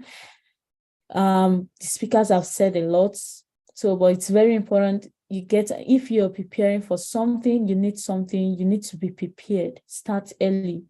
Get an international passport. Keep an open mind. Don't say, oh, it is this particular scholarship that I'm looking for, and this is the only one I'm going to apply to. I'm not going to waste my time. So it can be very funny, but you have to keep an open mind, or you in your mind you're like, oh, it's only Canada I am going. I'm not going to anywhere else. Only Canada. And then maybe Canada opportunities are not coming your way, and they're like, oh, my village people, my villages. No, it's not that. It's just all about you doing some extra work, putting in the extra effort to keep an open mind, to apply to some other places. They say you should not keep your egg in one basket. So use Google, build quality relationships, like I said, because sometimes you will need recommendation letters. You will need people to write letters for you. So you need to build quality relationships, write convincing SOPs. Like Prudence said, you don't want to write just anyhow business proposal. You need to let them know that this is what you want to do, this is the impact you want to make, and this is what you want to use with their money. So when you're applying for scholarship, you need to convince the reviewers that, oh, I am not just coming here to learn, but I'm here to learn, to make impact, to grow and all that. So review every essay, get a student copy of your transcripts, be hardworking, be diligent, be persistent, don't give up. Rejections will come. Do you understand? Rejections will come, but don't be scared of rejections. The only way you can start is to, the only way you can do it is to start. You have to start doing something. So, because fear won't take you anywhere. Fear won't do anything. Fear won't solve your problem. So you have to to start early, do it. So these are actually scholarship/funding opportunities that you think you might want to try. And for the masters, you can get your graduate research assistantship or graduate teaching assistantship. You can get PhD in the United States, fellowships, get Cambridge scholarships. So these are scholarship opportunities that I feel will be something that you want to try. The MasterCard and the Commonwealth. The Commonwealth ended this week. So Erasmus Mundus, I think, is the one that is on right now. You might want to try Erasmus. It's a very good scholarship, I must say. I have friends who have gotten it and they are on the program already. So I will advise that you also look into Erasmus. For those in the social sciences, you might want to try Europe. You might want to try Erasmus Mundus scholarship. You might want to try the Mandela Rose, the Swiss government scholarship. I know someone who got this scholarship too. So please don't say it is only Canada. It is only Canada I want to apply to. It's only the United States. There are other countries that you can, look out for, and you will get what you need. So these are also like SOP tips for those preparing for grad school. I know grad school application is on. Some schools are closing their application 1st of January, while some till February. So these are tips that will be useful. What is your motivation? You need to write SOP. So what is really driving you for grad school? Because grad school is not for the weak. Honestly, I must say, don't mind those people telling you in Nigeria that, oh, this education abroad is so easy, nothing, they won't stress your life. It's a lie. Let me say that now, it's a lie. So they are going to, drill you just to make sure that you become what you want to become. Do you understand? And it takes a lot of effort, a lot of persistence. And yes, at some point you want to be depressed. It's like you've lost confidence in yourself. At some point, it's like you don't even know what you're doing, but the motivation keeps, driving you, keeps pushing you. So in your SOP, you want to put your motivation for that research, motivation for that course, motivation for grad school. You want to put in your skills or achievements, why you're applying to the university. So why that university? You need to convince them. Why do you think you want to attend this university? Tell them reasons why you need to do that, and your career plans. What is next? Do you want to go into the industry? You want to go for your postdoc, continue in the research space, go for into academia and all that. So SOP writing, like I said, so this is like an overview. You don't want to write too much. At least keep your SOP at 1.5 page, at most 2 page, and you don't want to write 3 pages. You're not the only person submitting application. There are other people that are submitting the application, and you don't want to, start with something boring. So at first, that's why I tell people, learn the art of storytelling. When Denubon started, I know some of us were like, what is this? What is this? But that is the art of storytelling. You want to come up with something and then use that story to you want to merge all that you want to say. You want to link it up with your story. So you start with a story. So let's say, for example, you're interested in infectious disease and all that. What has motivated you, to go into infectious disease?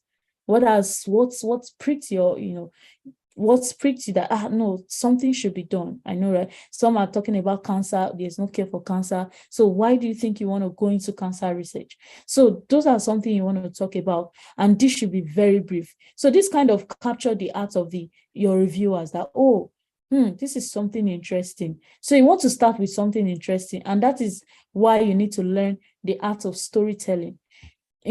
Talk about your undergraduate studies in your second paragraph. Go straight to the point. Talk about relevant things you've done, achievement, research. You don't want to talk about you're applying for biomedical science and talking about your work in the bank, or you're talking about how you fried akara or something. You don't want to do that. You want to go straight to the point. You want to talk about something relevant to your application.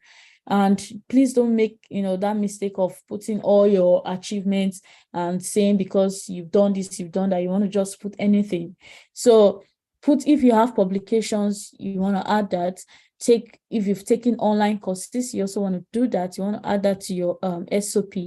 And also in your paragraph 3, you can continue. A lot of people have done a lot for themselves. They've done a lot of things, and they can keep on talking about their skills, talking about the internships they've done. They can keep on talking about the research they've done, the publications they have. So this is just it. And it all boils down to you being ready to do the work. You have to work very, very hard. It's like I said, a popular saying, success does not come on a platter of gold. You have to work very, very hard. And take volunteering positions. Somebody is investing in you. Somebody wants to give you 40,000 pounds, to study. 40,000 pounds is a lot of money. If you convert that to Naira, that's a lot. So you want to do something. So you want to prove to them that you have also been doing something in your little way to impact. So, and that is the area of volunteering, selfless service, leadership positions. Do you understand? So it's something you want to engage in. Volunteer, help the poor, help the masses, teach your colleagues, organize that tutorial. Okay, that is it. That is one way to that's one way to do good, to make impact. And the fourth paragraph, we want to talk about the university. What have you found interesting about the university? Why do you think this university is good for the course I want to study? So you also want to identify professors that are that has a research interest that aligns with yours. So you want to mention all this in your SOP.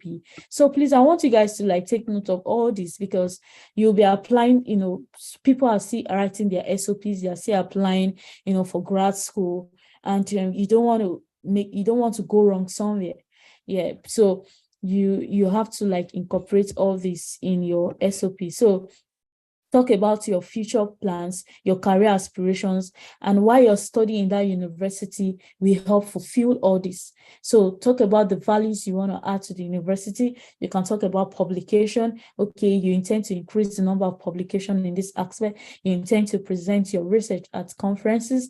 So let them see that you're full with so much enthusiasm to start, or you are so much interested in that thing you want to do.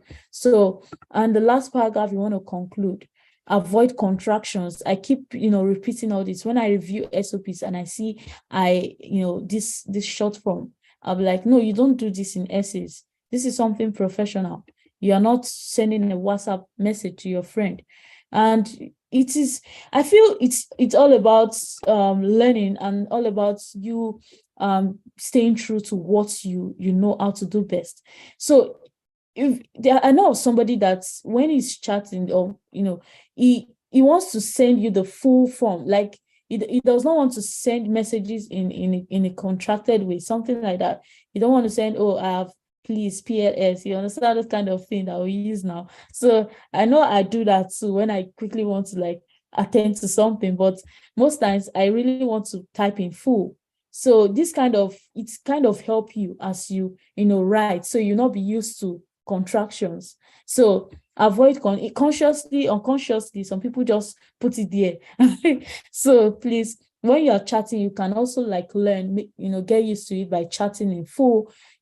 I have done this. Take your time to respond to messages. Take your time to send messages out. Do you understand? I know we are all victims, but it's something we can learn. Avoid cliches. SOP, like I said, should not be too wordy. You're not the only person that will be submitting application. Also be positive about it. Nothing good comes easy. You just have to take the step of faith. You have to try, and most importantly, put God into your journey. It's very important that you put God, you consider the God factor, put him in every of your journey. It's more, look beyond scholarships, look beyond relevance out there. You need God in every, I must say, you need God in every areas of your life. So that is a brief presentation from me to you guys. Yeah, I believe you have learned something today, and you can do better with your application. So thank you so much. Thank you so much, Mercy, for that wonderful one. That was like really, really power packed in a very short time. Yeah, we know we're running out of. Oh, I can see some hands. Ruben, Don't you have questions? okay, please quickly ask your question. Okay. Yeah, Ruben, can unmute and ask your question. All right. Good evening. Yeah, so my question is it possible to like use one LinkedIn account for like for my academics and then for business purpose? Oh. Like I'll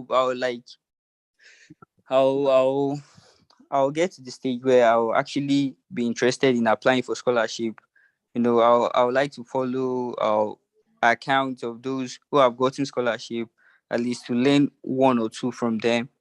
Then what I'm asking is, can I use the same account for my business? Like right now, for example, I'm a graphic designer. Can I still use that same account, like at least for my business, just to get some, some gigs? Yeah, I understand. Yeah, I feel there's a way you can do it. There's something called packaging. I feel, yeah, I think some persons have two LinkedIn accounts, but I don't see a reason why you should have two LinkedIn accounts. You can have one LinkedIn account and still portray yourself as this, and still, portray yourself as the other way. Do you understand? So the most important thing is that your Right, sorry. About adding my qualifications.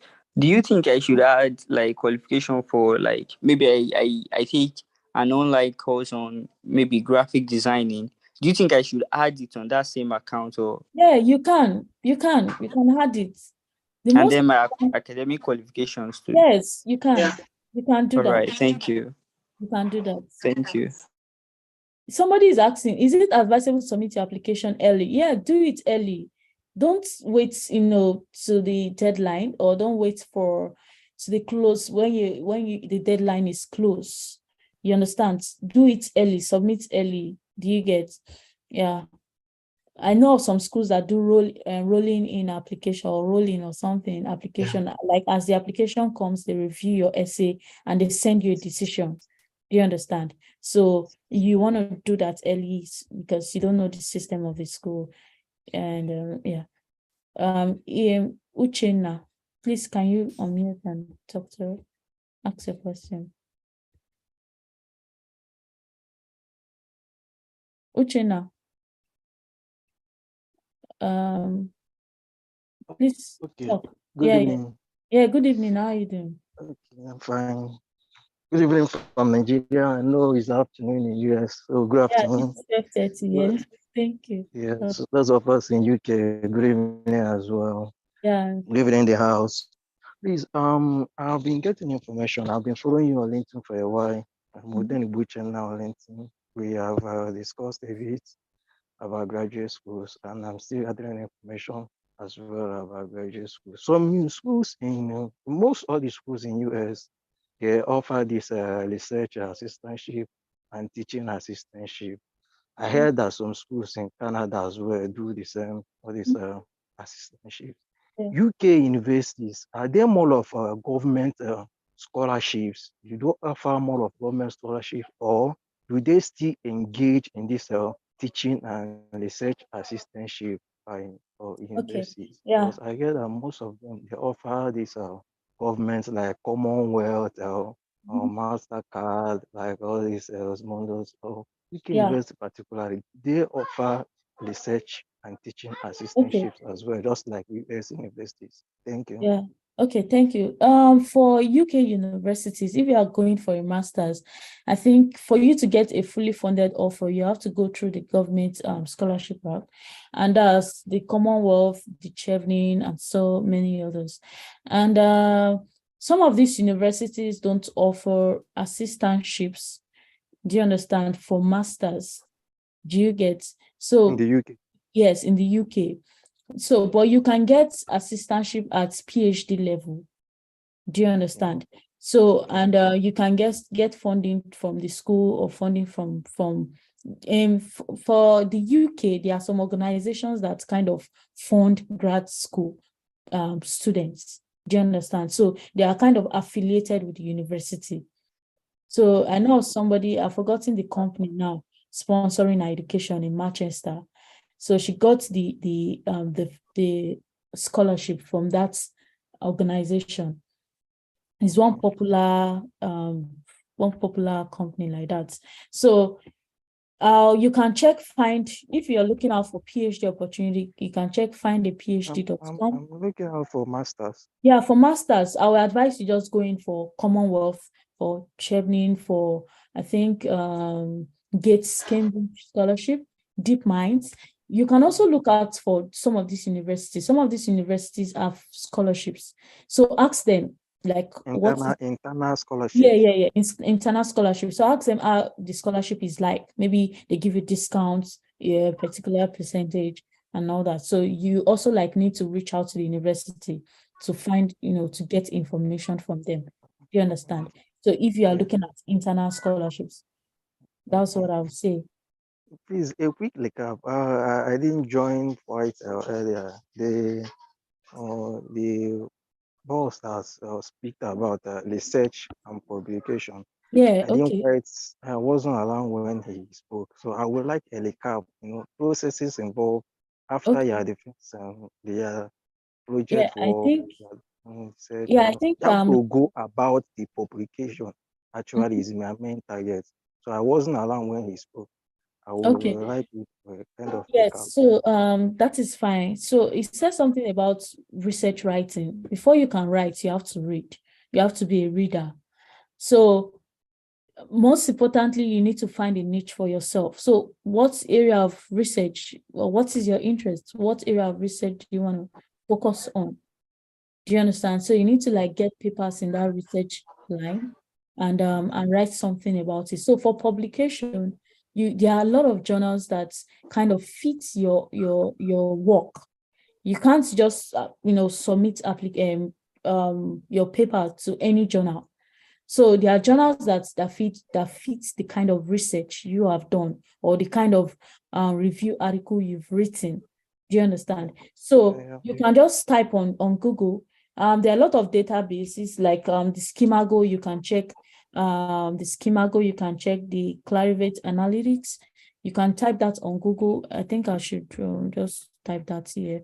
You can check out for journals from these websites. You can also like sign up for it, and look out for journals that fit the kind of work you have done, or the kind of review article you've written. And then after you've done that, you go to the journal, look out for their requirements, look out for the information. Do you understand? Look at how your paper should be written, the kind of reference style you need to use. So this is a topic for a whole day, actually. Yeah, of course, of course. But it's very important that you take into consideration scientific integrity. You don't want to be writing just anyhow. You want to write according to ethics too. And then you submit your work for publication. Rejections will come.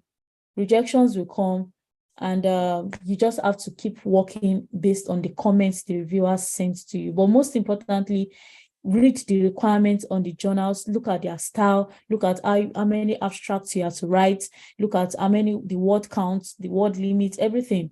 And then you can now submit your paper to them. If they find it good, if they feel you need to make some changes, they'll reach out to you. Oh, this person, a reviewer one, commented on this. You have to work on the review and send it back to them. So eventually you get your paper accepted and they publish it. So you might have to pay for it. You might not need to pay for it. So we have something called closed access and open access. So I think for the open access, you don't have to pay for it if I'm right about that. And there's one that you need to pay for. I'm going to clarify that. And just make sure that you get you get all the information necessary for your paper to be published in that journal. Do you understand? Okay. Yeah. Okay. So please, just a small question.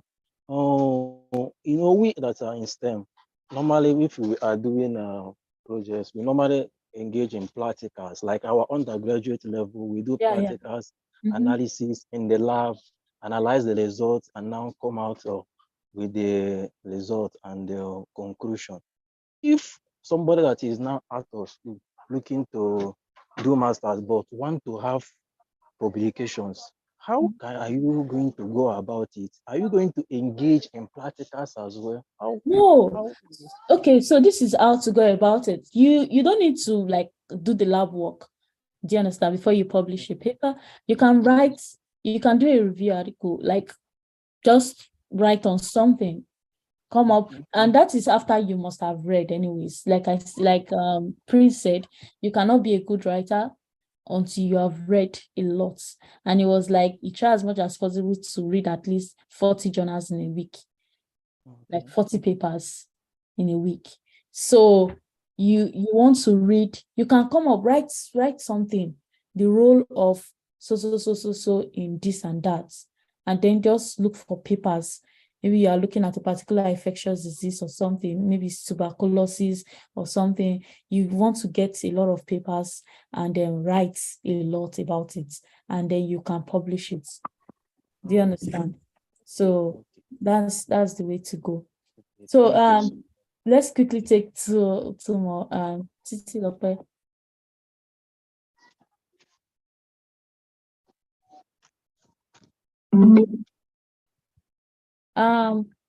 Collins, Titi Lope, who is going first? Okay. Good evening, Mercy. Yeah, good evening. How are you? Thank you very much for this discussion. It has been so impactful. Yeah.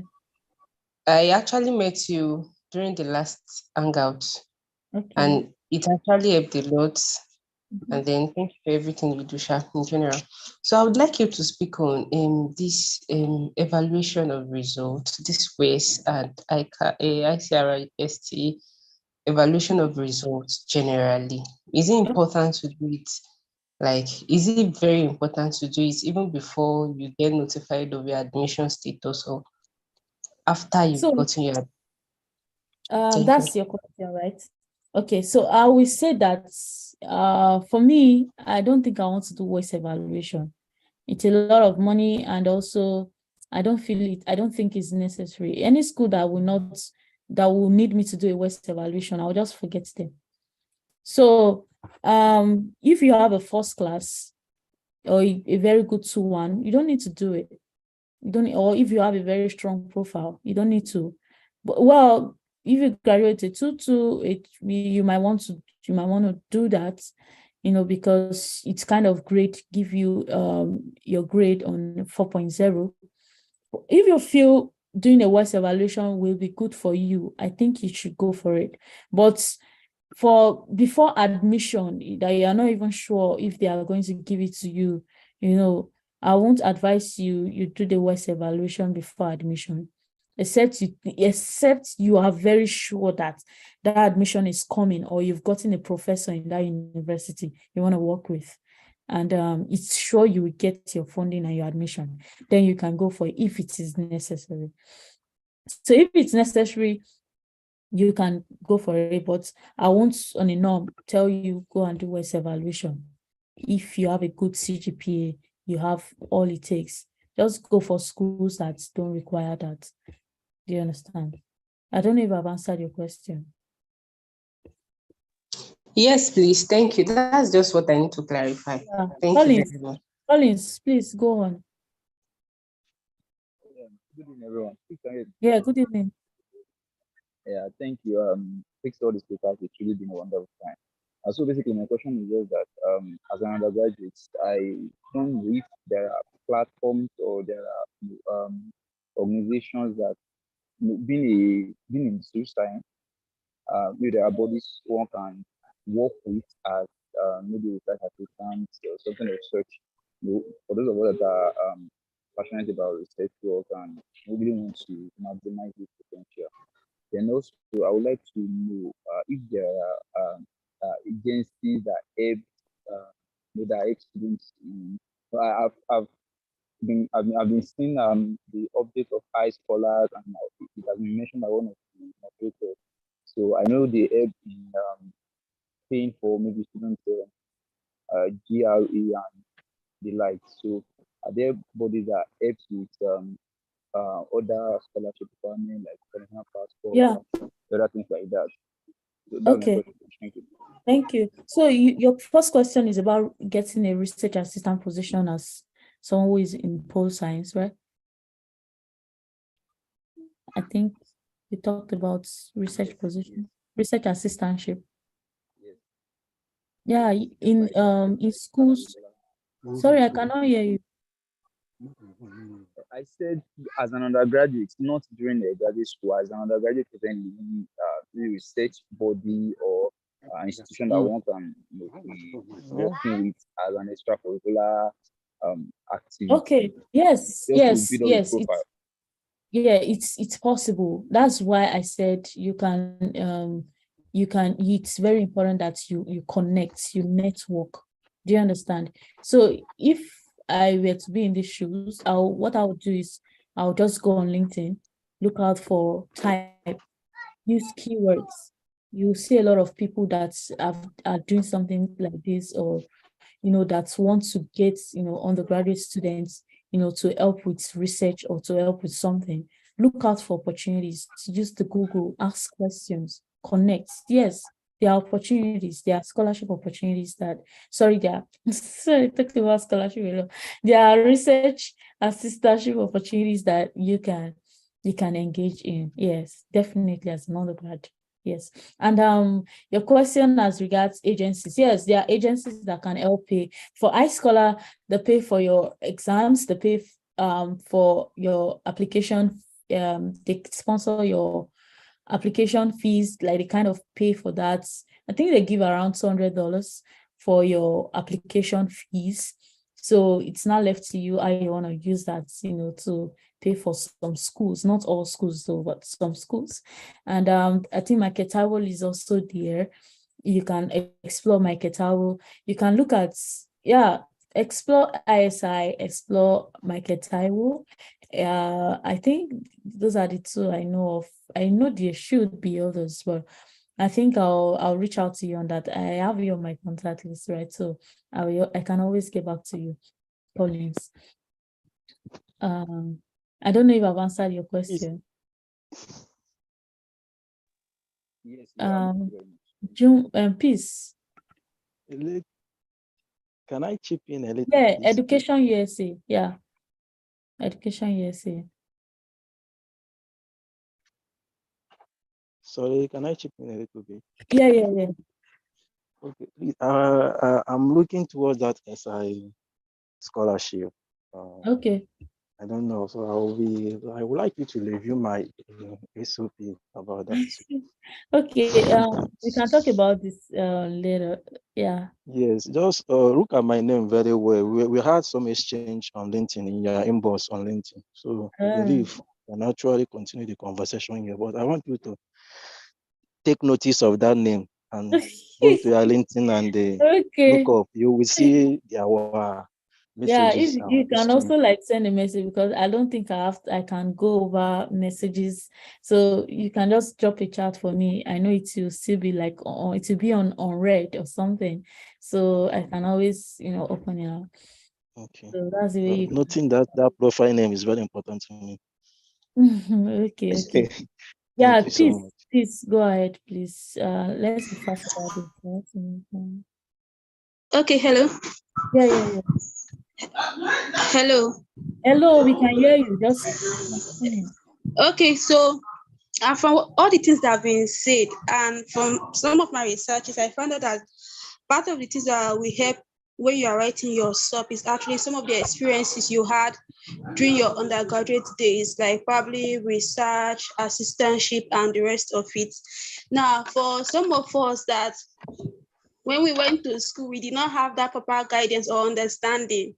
So we were much of like group studying and focusing to have a good CGPA. So we don't really, like personally for me, I don't really have that kind of experience.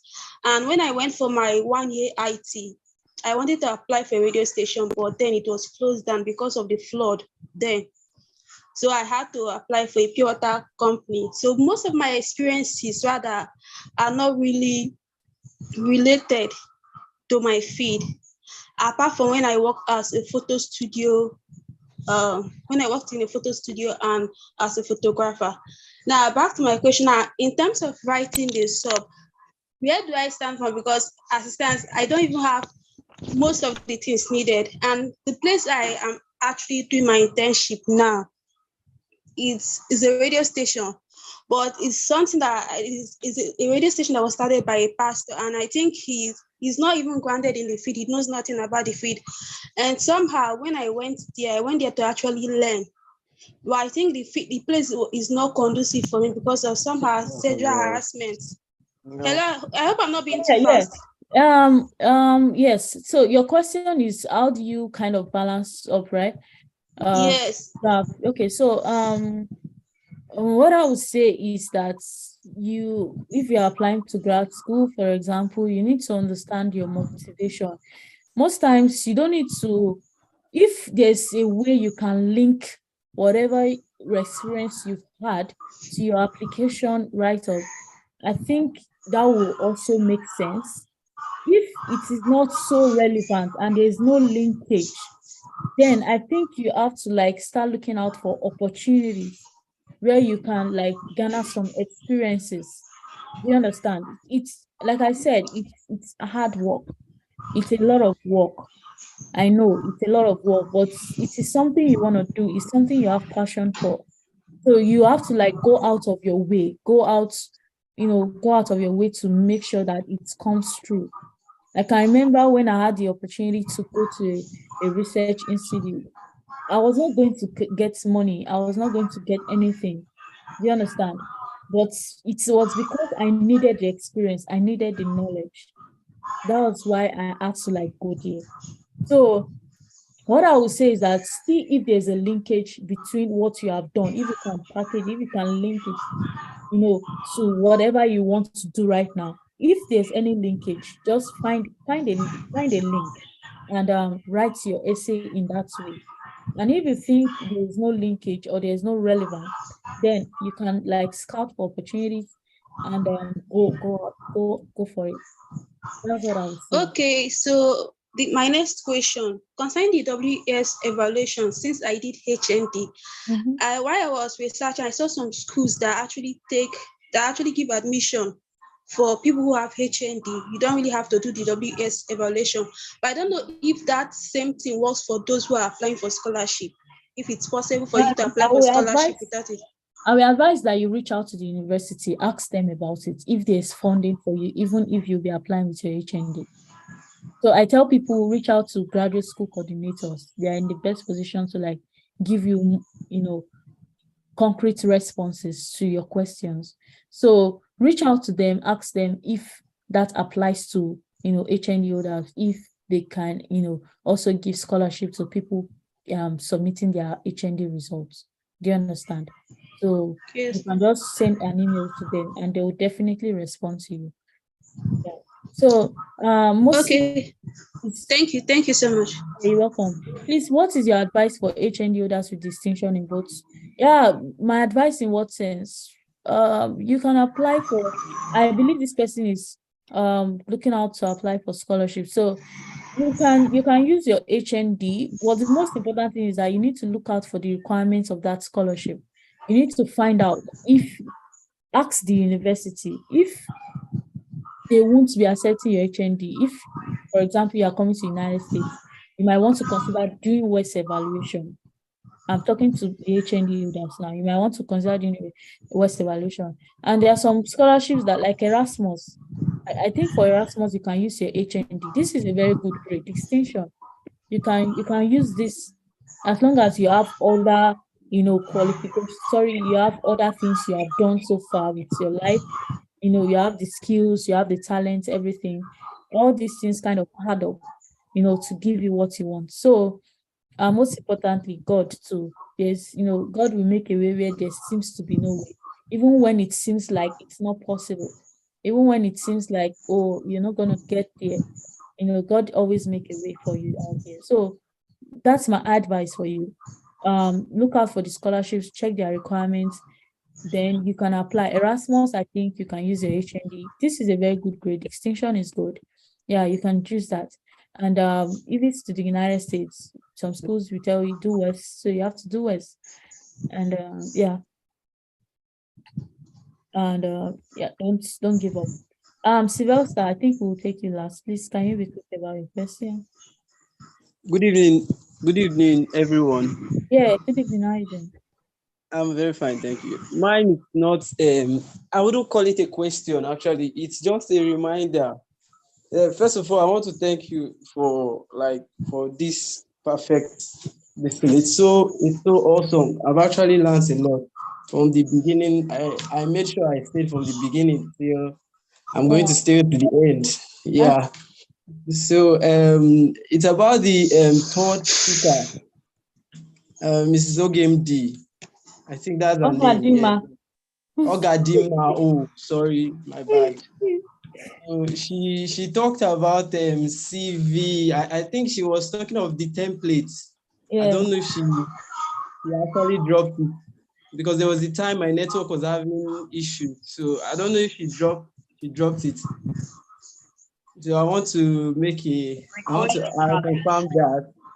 But if she doesn't, I don't know if there's a way you can just get across to her. And I don't know how I'm going to receive it. I'm on the group chat on the WhatsApp, the LinkedIn group chat on WhatsApp. That's where I am. So I don't know if it's possible for me to get it. I would be grateful. I'm almost rounding up with my service. So by doing good with my CV would take me a very good way to start life. Thanks a lot. Okay. So that's just it.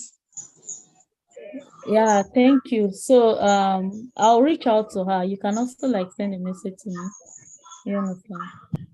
You want her to review your CV to help you with it, right? Yes, ma'am. Yeah. If you can send a message to me, please. All right, thanks a lot. Thank you. So before we close, academic CV, okay. Academic CV and so this, I think this airtime, so nobody, I don't think we should start trying. You should not try all this because it has been used. So don't worry, don't bother yourself. Yeah, so academic CV, for your academic CV is different from the general CV, the CV you use to apply for a job. Your academic CV, you want to talk about your academic projection, like your progression, your projection, something like that, what you intend to do, your interests. You understand? For example, if you're applying to grad school or scholarship opportunities, you want to use an academic CV. You understand? You want to put in your LinkedIn account, since it's a professional platform. You want to put you don't want to put your age. Nobody's interested in your age. Nobody's interested in your marital status. Nobody's interested in your home address. You don't need it. Do you understand? So please be brief, be concise about your academic CV. Put in your relevant work experience or research experiences. Don't put in you're applying for biomedical science in Michigan State University, and you're putting I worked in Zenith Bank, or I worked in one something like that. You don't want to put in something that is irrelevant to your application, right? So you want to talk about you want to put your publications in your academic CV. You want to put your qualifications so far, your research interests, your skills, positions you've taken, leadership positions, volunteering positions, everything. You want to add it there. So these are the things you need to put in your academic CV, which is different from the one you use for job. Maybe for some jobs, they'll say, put your address, put your marital status, put your age, put this. But in an academic CV, nobody needs that. Nobody needs your sex. Nobody needs to know. Do you understand? They only want to see the information. Yeah, that we help, enhance your application. So I think that I've answered that. And yeah, I want to say thank you to everyone who have attended this meeting. I don't know if you have time for the second giveaway, but I think I promised to do that. So if you're still on this call, you can try. Let me just put this through. I don't know. What can you guys see? Giveaway. Okay, good. We've used that. So MTN, Abi, what users, Glow users, you can quickly do that and tell us in the chat. And I also want us to type in the chat how this meeting has gone well with you. Hope you enjoyed it. And Glow users, I don't know, has anyone got this? I don't know if anyone has gotten this.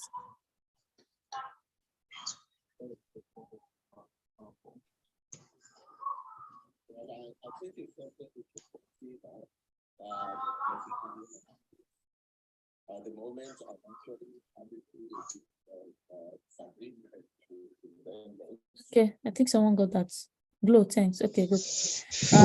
Next, Ethel.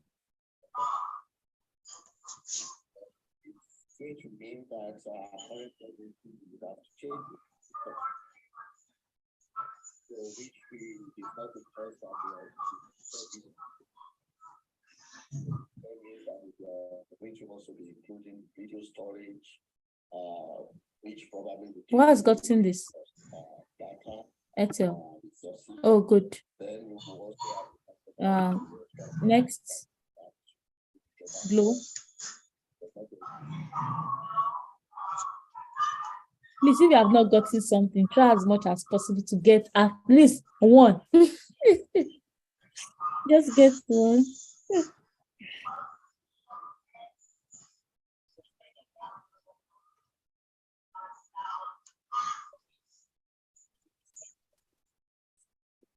Who has gotten this?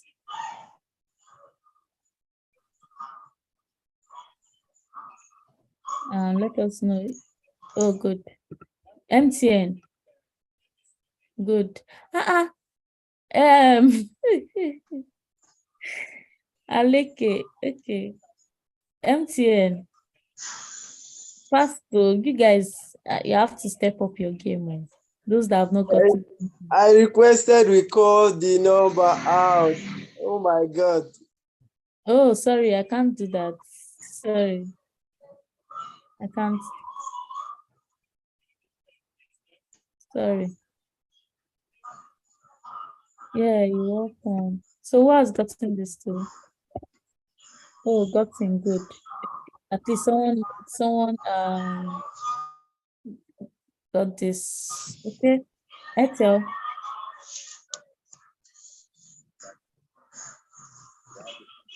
Merry Christmas, guys, and Happy New Year in advance. Yep. So who has gotten this? Merry Christmas in advance. So this is like a good way to end this year.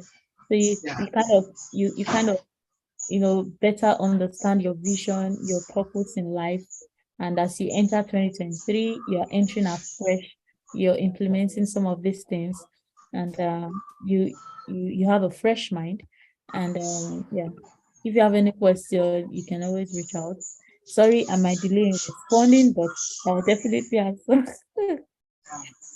MTN.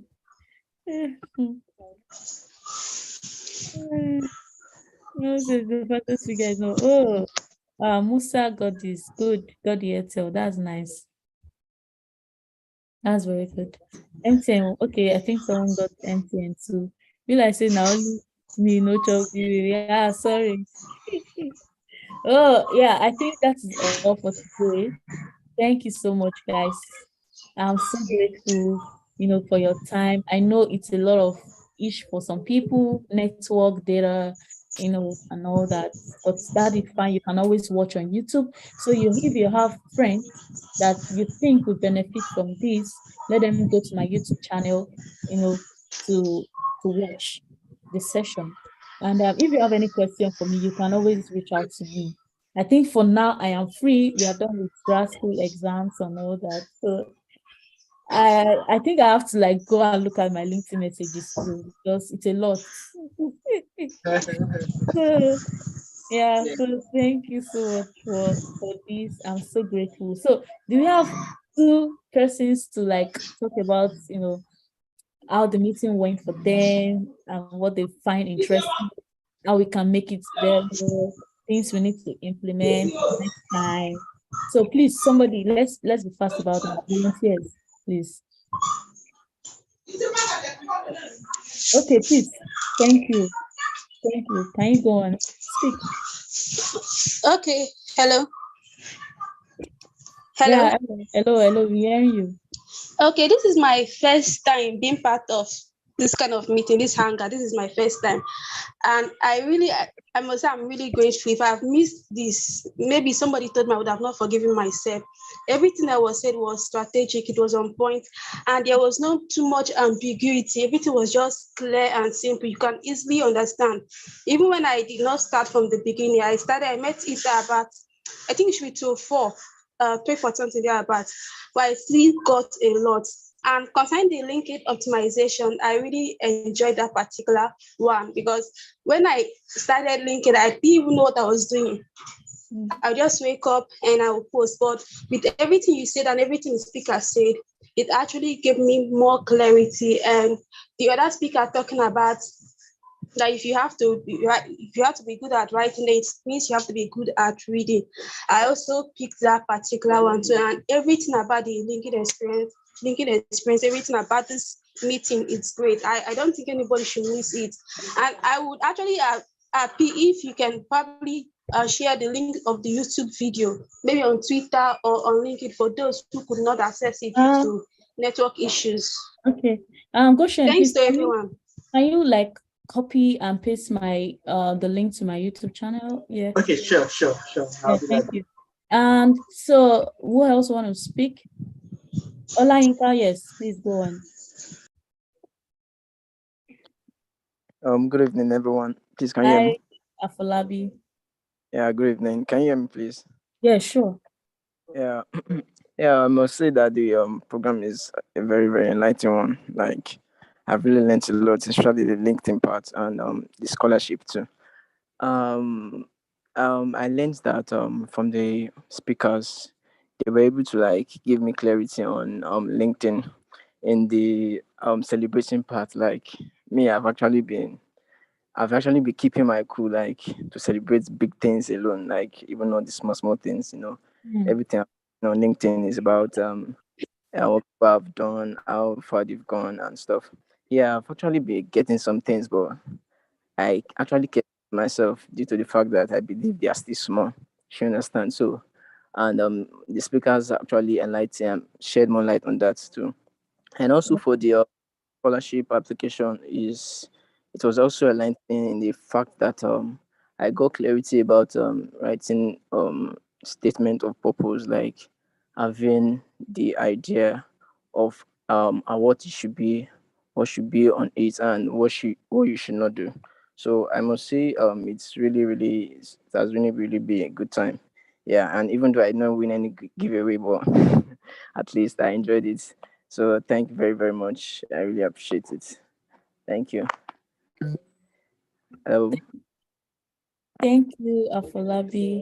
Okay, Adeyemi, please, you want to say something? Yeah, good afternoon. Good evening, good day, everyone. Yeah. I really enjoy your a little bit aspect of what I just joined. I just joined quite short time now, but I've been your follower in LinkedIn and Twitter of the team. So I'm enjoying your good way to the people. So God bless you more. Yeah, you're welcome. Thank you. Who else want to speak? Okay. I think we don't have people who want to speak again. Yeah, so thank you very much. We ended this meeting, and if you find it interesting, you can, share. Okay, Goshen already pasted the link here, so you can go to my YouTube channel and watch again, and share with friends. Yeah, I think it's going to help them. So it's good to have you guys here. I know a lot of people have dropped out on the call, network, data, but thank God for YouTube, thank God for recordings. Yeah, we can always go back to check, to to watch and be blessed. Yeah, so thank you so much, guys. You guys are the best. I really appreciate this. Most importantly, don't forget, God in your journey.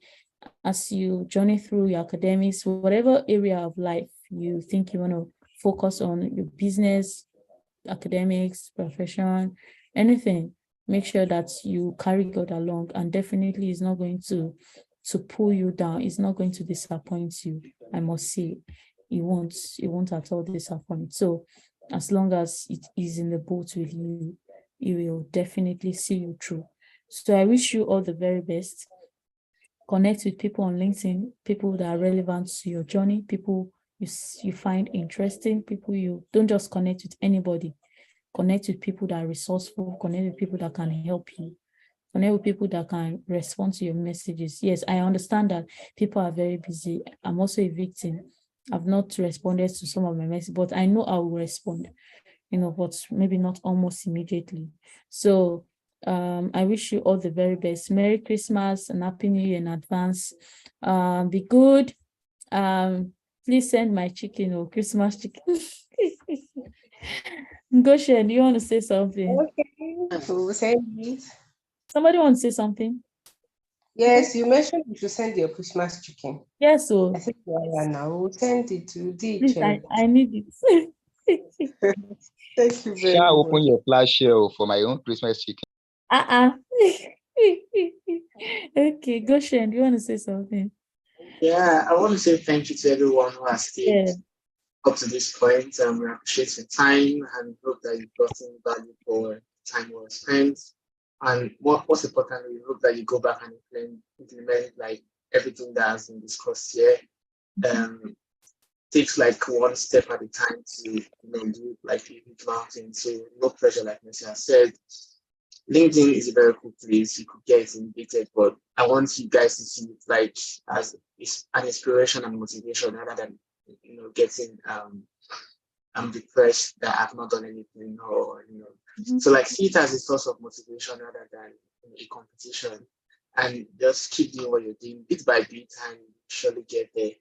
Thank you so much, and I'm wishing you all like swell holiday and be happy new year in advance. Yeah, thank you. So you can all unmute and just say thank you, and then Yeah. Merry Christmas or Happy New Year. Thank you so much. We really appreciate. Thank you. Thank you. We are grateful. See you Merry in US Christmas, very soon. everyone. Merry Christmas to everyone.